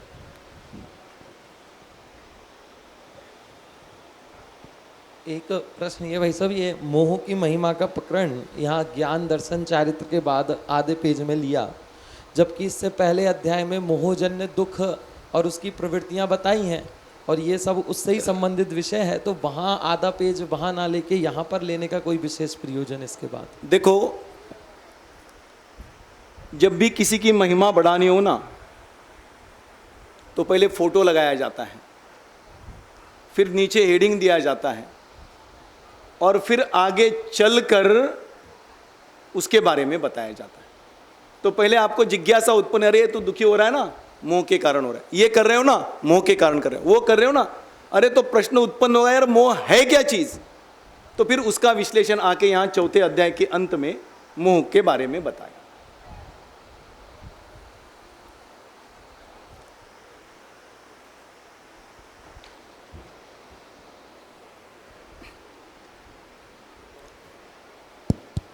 बहुत ही विषय का सुंदर प्रतिपादन पंडित विक्रांत जी शास्त्री ने किया। मोह की महिमा का ऐसा महिमावंत वर्णन किया है कि प्रश्न ही गायब हो गए हैं, कोई प्रश्न नहीं पूछ रहा है, इतना महिमा की है उन्होंने, और बहुत मार्मिक और प्रेरणादायक उद्बोधन का रहा।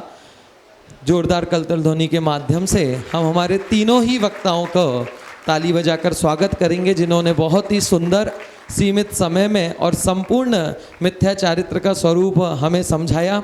यहाँ तो हम आके बैठ जाते हैं और सुन लेते हैं, इसके पीछे ये 10-10, 15-15 महीनों मेहनत करते हैं, क्योंकि इतने बड़े विषय हैं, उसको तैयार करना, उसकी पीपीटी बनाना, उसको आपको किस तरीके से 10 मिनट में ये सरलता से समझाना है, उसके लिए मेहनत करना। तो 1 महीने पहले हमने इनको विषय दिए हैं सारे वक्ताओं को, और वो 1 महीने से मेहनत कर करके अपने इस विषयों को तैयार करते हैं। तो हम सभी वक्ताओं के लिए एक बार और जोरदार कलतल ध्वनि के माध्यम से हम इनका स्वागत करेंगे। और आज की सभा के अध्यक्ष पंडित विपिन जी शास्त्री मुंबई से मैं निवेदन करता हूं कि वह हमें अपना अध्यक्षीय उद्बोधन प्रदान करें।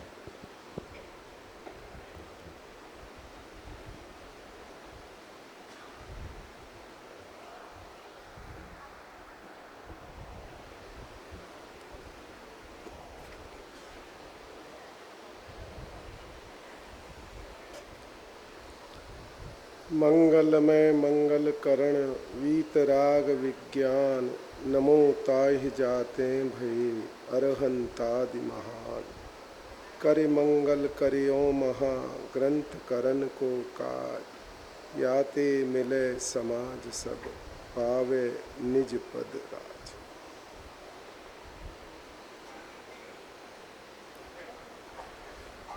मैं गोष्ठी का विद्वान नहीं हूँ, पहले ही बता देता हूँ। फिर भी जो विषय अपना चला है बहुत अच्छा विषय है, और इस मोह से कैसे विजय प्राप्त की जाए उसका आगे आगे के प्रकरणों में पंडित टोडरमल जी ने समाधान दिया है, कैसे हमें इससे विजय प्राप्त करनी है। मैं इसी ग्रंथ के कुछ आधार से ये इष्ट अनिष्ट कल्पना जो अपना पहला उसी से प्रारंभ हुआ था ना, मिथ्या चारित्र का स्वरूप और इष्ट अनिष्ट कल्पना, ये इष्ट अनिष्ट कल्पना क्या करती है और ये कितनी दुखदाई है और अनंत बार मोक्ष के दरवाजे से लौटा लाई है। मैं आपको अभी इसी ग्रंथ से प्रमाण से बताऊंगा अभी आपको बात। पेज नंबर, भैया आसन है क्या? आसन नहीं है? नहीं, पेज नंबर लगा 243, 243। घबराना नहीं, मैं विषय पर ही हूं, विषय से बाहर नहीं जाने वाला हूं बिल्कुल भी। देखो, जिनवाणी में ये आता है कि इस तरस पर्याय में स्थूल कथन है, जितने भी जीव हैं उन्होंने अनंत बार समवसरण में जाकर के भगवान की दिव्य ध्वनि का श्रवण किया है। 11 अंग और 9 पूर्व का अनंत बार ज्ञान किया है और क्या किया है? अनंत बार स्वयं मुनि दीक्षा धारण की है और वो मुनि दीक्षा जो धारण की है वो सिद्ध पद के अभिप्राय से की है। कोई देवादिक के लोभ से, इस भव के यश से पर भव के लिए नहीं की है। देखो, मैं ये पढ़ता हूं, यहां पर आ गया 243। यहां कोई जाने, मुझे इष्ट अनिष्ट की बात करनी है, पर जब तक ये नहीं बताऊंगा तब तक आपको इष्ट अनिष्ट समझ में नहीं आएगी। यहां कोई जाने, बाह्य में अणुव्रत महाव्रत आदि साधते हैं। किसकी बात चल रही है? द्रव्यलिंगी मुनिराज की। अंतरंग परिणाम नहीं है और स्वर्गादिक की वांछा से साधते हैं। ये हमको स्थूल रूप से ऐसा लगता है ना द्रव्यलिंगी मुनिराज के स्वरूप में। सो टोडरमल जी ने इसका क्या उत्तर दिया? सो इस प्रकार साधने से तो पाप बंद होता है। अब आगे, द्रव्यलिंगी मुनि अंतिम ग्रहविक तक जाते हैं और पंच परावर्तनों में 31 सागर पर्यंत देवायु की प्राप्ति अनंत बार होना लिखा है। सो ऐसे उच्च पद तो तभी प्राप्त करे। अब द्रव्यलिंगी मुनि की भी स्थिति समझना अभी, जब अंतरंग परिणाम पूर्वक महाव्रत पाले, महामंद कसाई हो, इस लोक परलोक के भोगादिक की चाह न हो, केवल धर्म बुद्धि से। किसकी बात चल रही है? अपनी। इस अभिप्राय से हमने अनंत बार मुनिव्रत धारण किया है। किस लिए किया है? केवल मोक्षाभिलाषी, शब्द लिखा ना, धर्म बुद्धि से। कौन सी बुद्धि? पुण्य बुद्धि नहीं,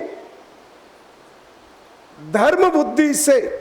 केवल मोक्षाभिलाषी हुआ साधन साधे, बस यहां तक ही रखना। अब आ जाओ आप तीसरे नंबर के पैराग्राफ पे। क्या गलती हुई कि उसको मोक्ष नहीं मिला? क्या गलती हुई कि हमें मोक्ष नहीं मिला? अब देखो, तथा विषय सुखादिक का फल नरकादिक है। आ गया? आ गया भैया? नहीं आया? आ गया। हाँ, मेरे सामने। मेरा क्या इतने छोटे दिख नहीं पाते। क्या लिखा? विषय सुखादिक का फल नरकादिक है, शरीर असुचि विनाशिक है, पोषण योग्य नहीं है, कुटुंबादिक स्वार्थ के सगे हैं। ये बात झूठी के सच्ची? विषय सुखादिक का फल नरकादिक नहीं है, ये बात झूठी के सच्ची? विषय सुख का फल, पांचों इंद्रिय के विषयों में रत रहोगे तो देवगति की प्राप्ति होगी। भोग भूमि में जाएंगे तो कहां जाएंगे? तो सही लिखा है, विषय सुखादिक का फल नरकादिक है, शरीर अशुचि है क्या नहीं, और विनाशिक है क्या नहीं, है ना? तो गड़बड़ तो नहीं है ना, पोषण योग्य नहीं है। ये इस अशुचि और विनाशिक शरीर की चिंता करनी चाहिए, इसका पोषण करना चाहिए कि पोषण योग्य नहीं है, कुटुंबादिक स्वार्थ के सगे है क्या नहीं? अभी तो बताया था विक्रांत जी ने, दूरतों की टोली कहा है, कहीं कहीं तो नियम सार में कह दिया। इत्यादि पर द्रव्यों का दोष विचार कर उनका तो त्याग करती है। क्या किया? इष्ट अनिष्ट समझना है अभी। इस प्रकार पर द्रव्यों का दोष विचार कर त्याग किया तो गलत किया कि सही किया? बोल भाई अमन, सही किया कि गलत? तो सही किया तो मोक्ष क्यों नहीं हुआ? समझ लो बात को। अब अगली लाइन, और व्रतादिक का फल स्वर्ग मोक्ष है। अगर कदाचित इस पर्याय में नहीं हो पाया तो देवगति जाएगा, फिर वापस मोक्ष में चला जाएगा, परंपरा से मोक्ष में पहुंच जाएगा। बराबर है? तपश्चरणादिक पवित्र अविनाशी फल के दाता है। मोक्ष का दाता कौन है? निर्जरा किससे होती है? तपसा निर्जरा च, कैसे होती है निर्जरा? जो कर्मों ने संसार में बांध रखा है, उन कर्मों की निर्जरा कैसे होगी? तप से होगी कि नहीं होगी? तो क्या लिखा? तपश्चरणादि पवित्र अविनाशी। अविनाशी पद कौन है? अविनाशी पद कौन है? सिद्ध अवस्था, मोक्ष। फल के दाता है, उनके द्वारा शरीर का शोषण करने योग्य है। बराबर है? अब और आगे चलो। इस विषय को मुझे पूरा करने में 7 दिन लगते हैं और मुझे 12 मिनट में पूरा करना है, हकीकत बता रहा हूं। पर अभी समझना, उनके द्वारा शरीर का शोषण करने योग्य है। अब बहुत खतरनाक बात, देव गुरु शास्त्रादि हितकारी है क्या नहीं? हितकारी। देव गुरु शास्त्र हितकारी है क्या नहीं? अरे जोर से बोलो भाई, यहीं रह गए इसी चक्कर में तो संसार हो गया। जितनी जोर से बोलोगे उतना मिथ्यात्व बढ़ेगा, पुण्य बनेगा पर मिथ्यात्व बढ़ेगा। समझ लो, देव गुरु शास्त्रादि हितकारी है। इत्यादि पर द्रव्यों के गुणों का विचार कर उन्हीं को अंगीकार करते हैं। ऐसा ही हमने अनंत बार किया। तदपि कछुहात हजू न पर कुछ भी नहीं मिला। क्यों? क्योंकि इत्यादि प्रकार से, अब देखो इष्ट अनिष्ट ये आ गया, असली इष्ट अनिष्ट। इत्यादि प्रकार से पर द्रव्यों को बुरा जानकर अनिष्ट रूप श्रद्धान करते हैं। किसी पर द्रव्य को बुरा जानकर अनिष्ट रूप श्रद्धान करते हैं, किसी पर द्रव्य को भला जानकर इष्ट रूप श्रद्धान करते हैं। सो पर द्रव्यों में इष्ट अनिष्ट रूप श्रद्धान, क्या लिखा है? पर द्रव्य इष्ट अनिष्ट होता है, हो सकता है। ख्याल में आई कि नहीं आई बात? किसी भी पर द्रव्य को इष्ट अनिष्ट मानना, उसी का नाम मिथ्या चारित्र है, किसी दूसरे का नाम नहीं है। अब दूसरा प्रश्न विद्वानों ने बहुत अच्छा लिया है, मैंने बहुत पॉइंट बनाए थे, पर भैया अभी इनने कह दिया आयोजक के कर्ता का भार तो मेरे माथे पे है ना, कर्तापने का भार हूं नहीं। समझना तो समय का तो मुझे भी ध्यान रखना पड़ेगा। मेरे को कोई छूट नहीं मिलती है। समझ क्या कहना चाहता हूं? अब ये बात है, तो फिर मुनिराज ज्ञानी धर्मात्मा परद्रव्यों का त्याग क्यों करते हैं? महाव्रत क्यों अंगीकार करते हैं? व्रत समिति गुप्ती का क्यों पालन करते हैं? ख्याल में आई कि नहीं आई बात? फिर वस्त्रों का क्यों त्याग करते हैं? घर परिवार को क्यों छोड़ करके वन जंगल में जाकर के विचरण विहार करते हैं? क्यों करते हैं? अब उसका बहुत अच्छा कारण सुन लो। आचार्य अमरचंद्र भगवान ने समय सारजी ग्रंथादिराज में एक बहुत अच्छी बात की है। अब एक मैं उदाहरण दूंगा, आपको एक दृश्य दिखाऊंगा और उदाहरण से आपको समझ में आएगा कि क्यों परद्रव्य का त्याग होता है। सभी को महाभारत की कथा पता है, मैं उसके विशेष प्रसंग को बताऊंगा। महाभारत की कथा में एक दिन कर्ण ने यह प्रतिज्ञा की। क्या प्रतिज्ञा की? युद्ध चल रहा था कि मैं आज अर्जुन को मार करके ही लौटूंगा, अन्यथा अग्नि में स्नान कर लूंगा। स्नान समझ गए ना? अपने आप को अग्नि में भस्म कर दूंगा अगर मैं अर्जुन को नहीं मार पाया। तो अब उसको उस उदाहरण को राकेश जी ध्यान से समझो, उस उदाहरण को ध्यान से समझना। तो वहां क्या लिखा आचार्य देव ने? मैं वीर जननी पुत्र। मालूम है आपको, पहले जमाने में, आज की डेट में बच्चे का परिचय पिता के नाम से लिया जाता है और पूर्व काल में बच्चे का परिचय माताओं के नाम से लिया जाता। कारण क्या था कि एक एक राजा के 16-16 हजार रानियां। नहीं समझ में आई आपको? अब पिताजी के नाम से लेगा तो किसका? ख्याल आ गई कि नहीं आ गई बात? क्यों माता के नाम से बच्चे का परिचय दिया जाता था?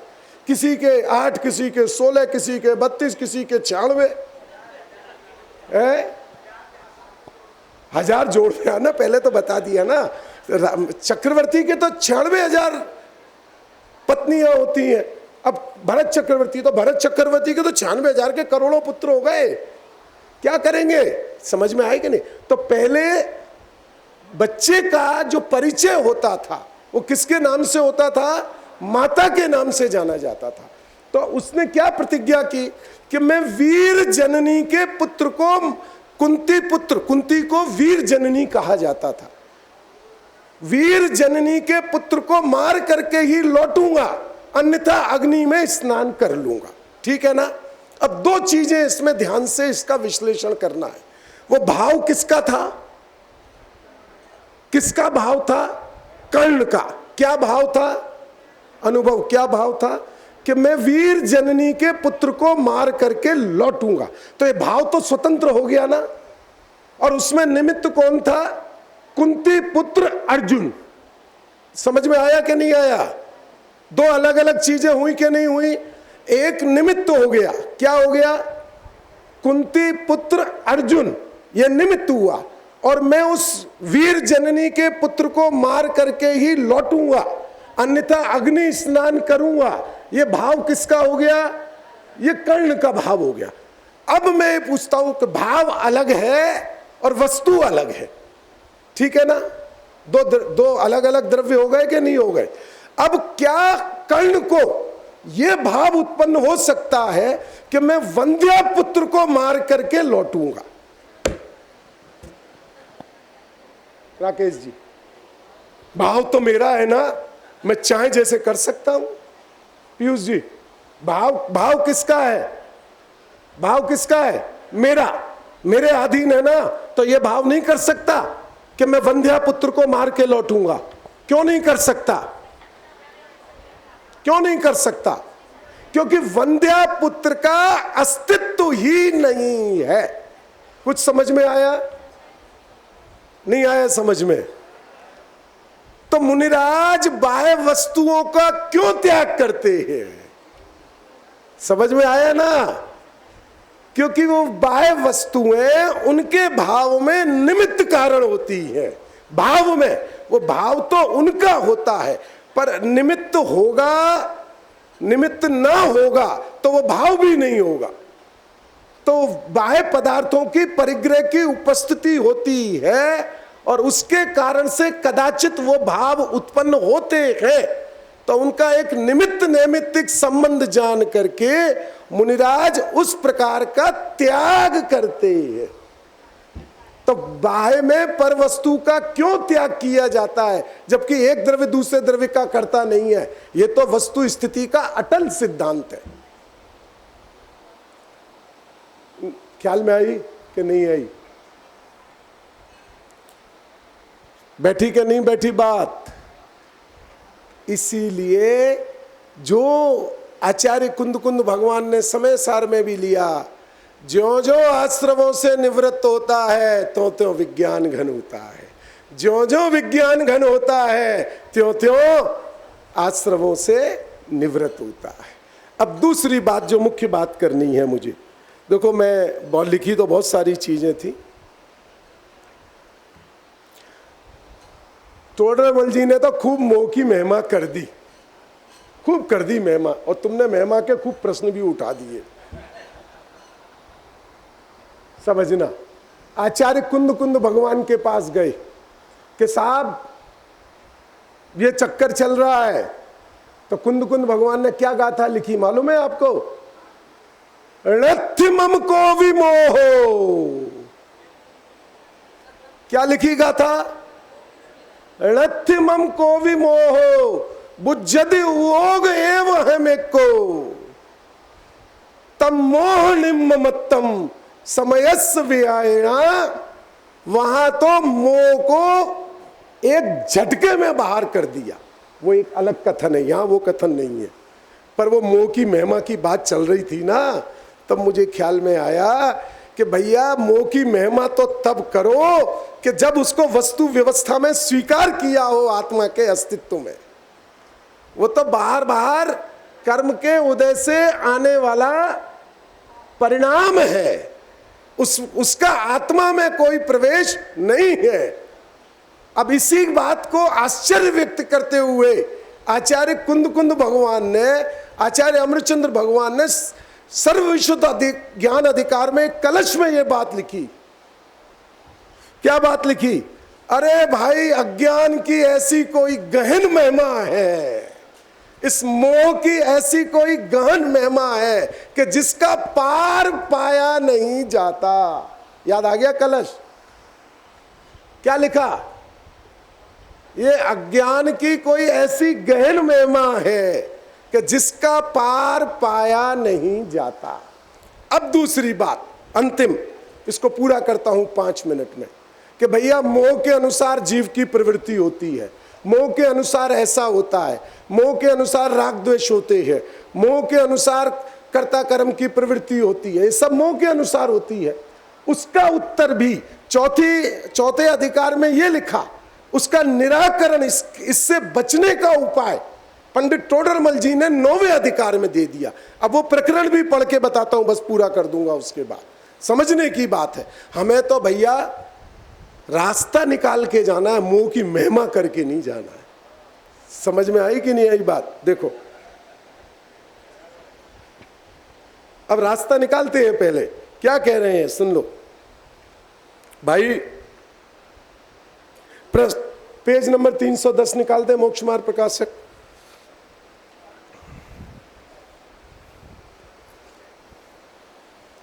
पूरा रास्ता आज समझ के जाना। महिमा तो बहुत सुन ली तीनों वक्ताओं से अब उसका रास्ता बता रहे हैं। निकाला 310 पेज आ गया आसन। देखो समाधान से लेना है, समाधान से। कहाँ गया समाधान? हाँ यहीं से। नहीं, ऊपर का समाधान नहीं, नीचे का समाधान। अन्यथा पुरुषार्थ से फल चाहे तो कैसे सिद्धि हो, वो वाला। यहाँ बस आ गया। नहीं, इसके नीचे सच्चे उपदेश से निर्णय करने में। हाँ आ गया। देखो अब मोह से पार होने का रास्ता टोडरमल जी ने क्या दिया है। सच्चे उपदेश से निर्णय करने पर भ्रम दूर होता है। ऊपर प्रश्न क्या था? भ्रम का भी तो कारण कर्म ही है। पुरुषार्थ क्या करे? ये प्रश्न उठा, उसका उत्तर क्या दिया टोडरमल जी ने? देखो, सच्चे उपदेश से निर्णय करने पर भ्रम दूर होता है। ये अनादिकाल से चले आ रहे मोह के निराकरण का मार्ग मिल रहा है कि नहीं? सच्चे उपदेश से निर्णय करने पर भ्रम दूर होता है, परंतु ऐसा पुरुषार्थ नहीं करता। कौन सा पुरुषार्थ नहीं करता? व्रत का करता है, तप का करता है, संयम का करता है, बाकी व्यवहार साधन में अनुरक्त रहता है, पर सच्चे उपदेश से निर्णय करने का पुरुषार्थ नहीं करता। इसी से भ्रम रहता है। निर्णय करने का पुरुषार्थ करे, आगे क्या लिखा? तो भ्रम का कारण जो मोह कर्म, उसके भी उपशमादिक हो जाए, तब भ्रम दूर हो जाए। क्यों? अब देखो, निर्णय करते समय जो परिणाम उत्पन्न होते हैं उनका अचिंत प्रभाव क्या है, चमत्कारी प्रभाव क्या है, वो लिखते हैं यहां। क्योंकि निर्णय करते हुए परिणामों की विशुद्धता होती है और उससे मोह के स्थिति अनुभाग घट जाते। फिर प्रश्न किया, निर्णय करने में उपयोग नहीं लगता, उसका भी तो कारण कर्म है पंडित जी। ये मोह को दूर करने का उपाय, उसका उत्तर क्या दे रहे हैं? एक इंद्री के तो विचार करने की शक्ति नहीं है, उनके तो कर्म ही का कारण है।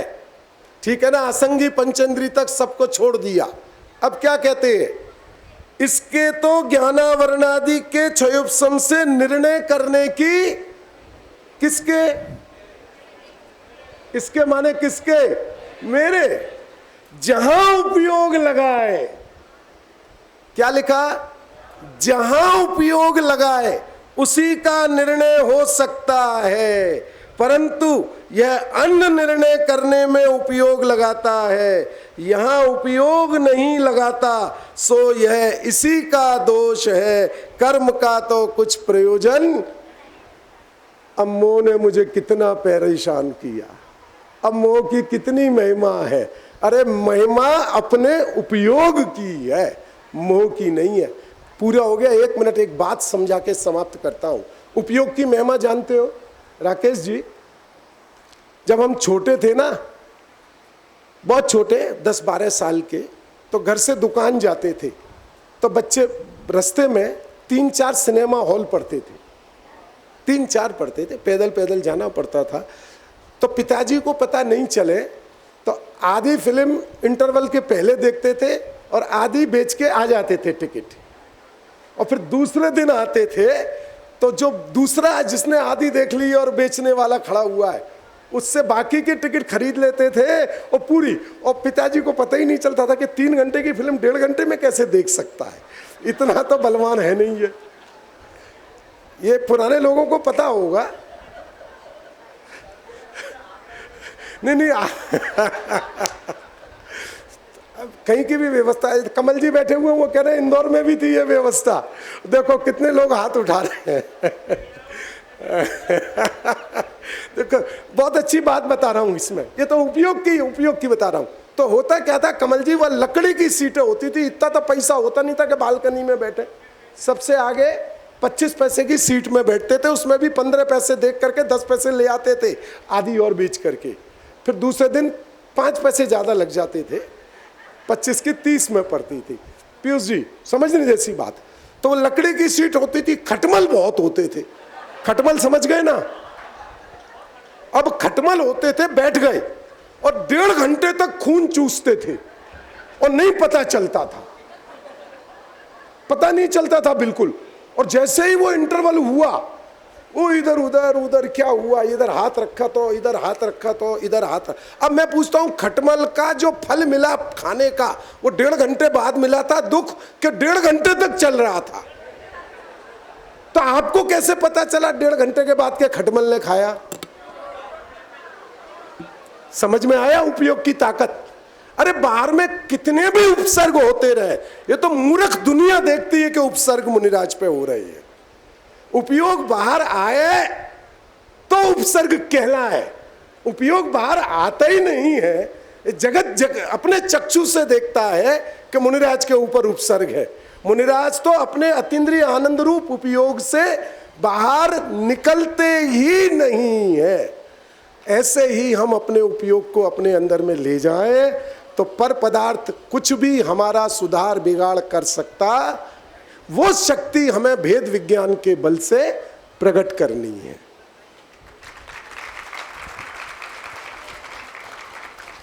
बहुत ही सुंदर, मार्मिक और प्रेरणादायी उद्बोधन आदरणीय अध्यक्ष महोदय के माध्यम से हमें सुनने को मिला। इस प्रकार हमारे मोक्ष मार्ग प्रकाशक अधिकार के 4 अध्याय पूर्ण हुए और अब चूंकि हमारे 24 और 25 तारीख को विशेष कार्यक्रम रहेंगे दोपहर के समय में, तो इस संगोष्ठी की जो परंपरा चल रही है इसे 2 दिन के लिए हम छोड़ेंगे और 26 तारीख से पुनः हम 6वें अध्याय से इस संगोष्ठी को प्रारंभ करेंगे और अंत तक इसके पूरे अध्याय हम पूर्ण करेंगे। अभी सभी तीनों वक्ताओं को मैं आभार व्यक्त करता हूं कि इन्होंने हमें समय दिया और ये वक्तव्य प्रदान किया।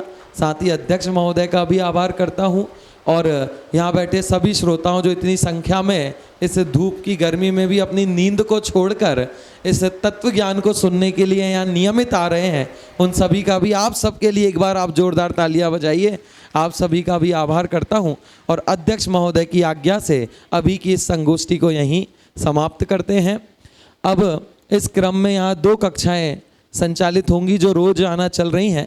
यहाँ पर डॉक्टर राकेश जी शास्त्री नागपुर वालों की निश्चयाभास के स्वरूप पर और मंदिर में ऑडिटोरियम में डॉक्टर सोनू जी शास्त्री अहमदाबाद की द्रव्य गुण पर्याय विषय पर कक्षा रहेगी।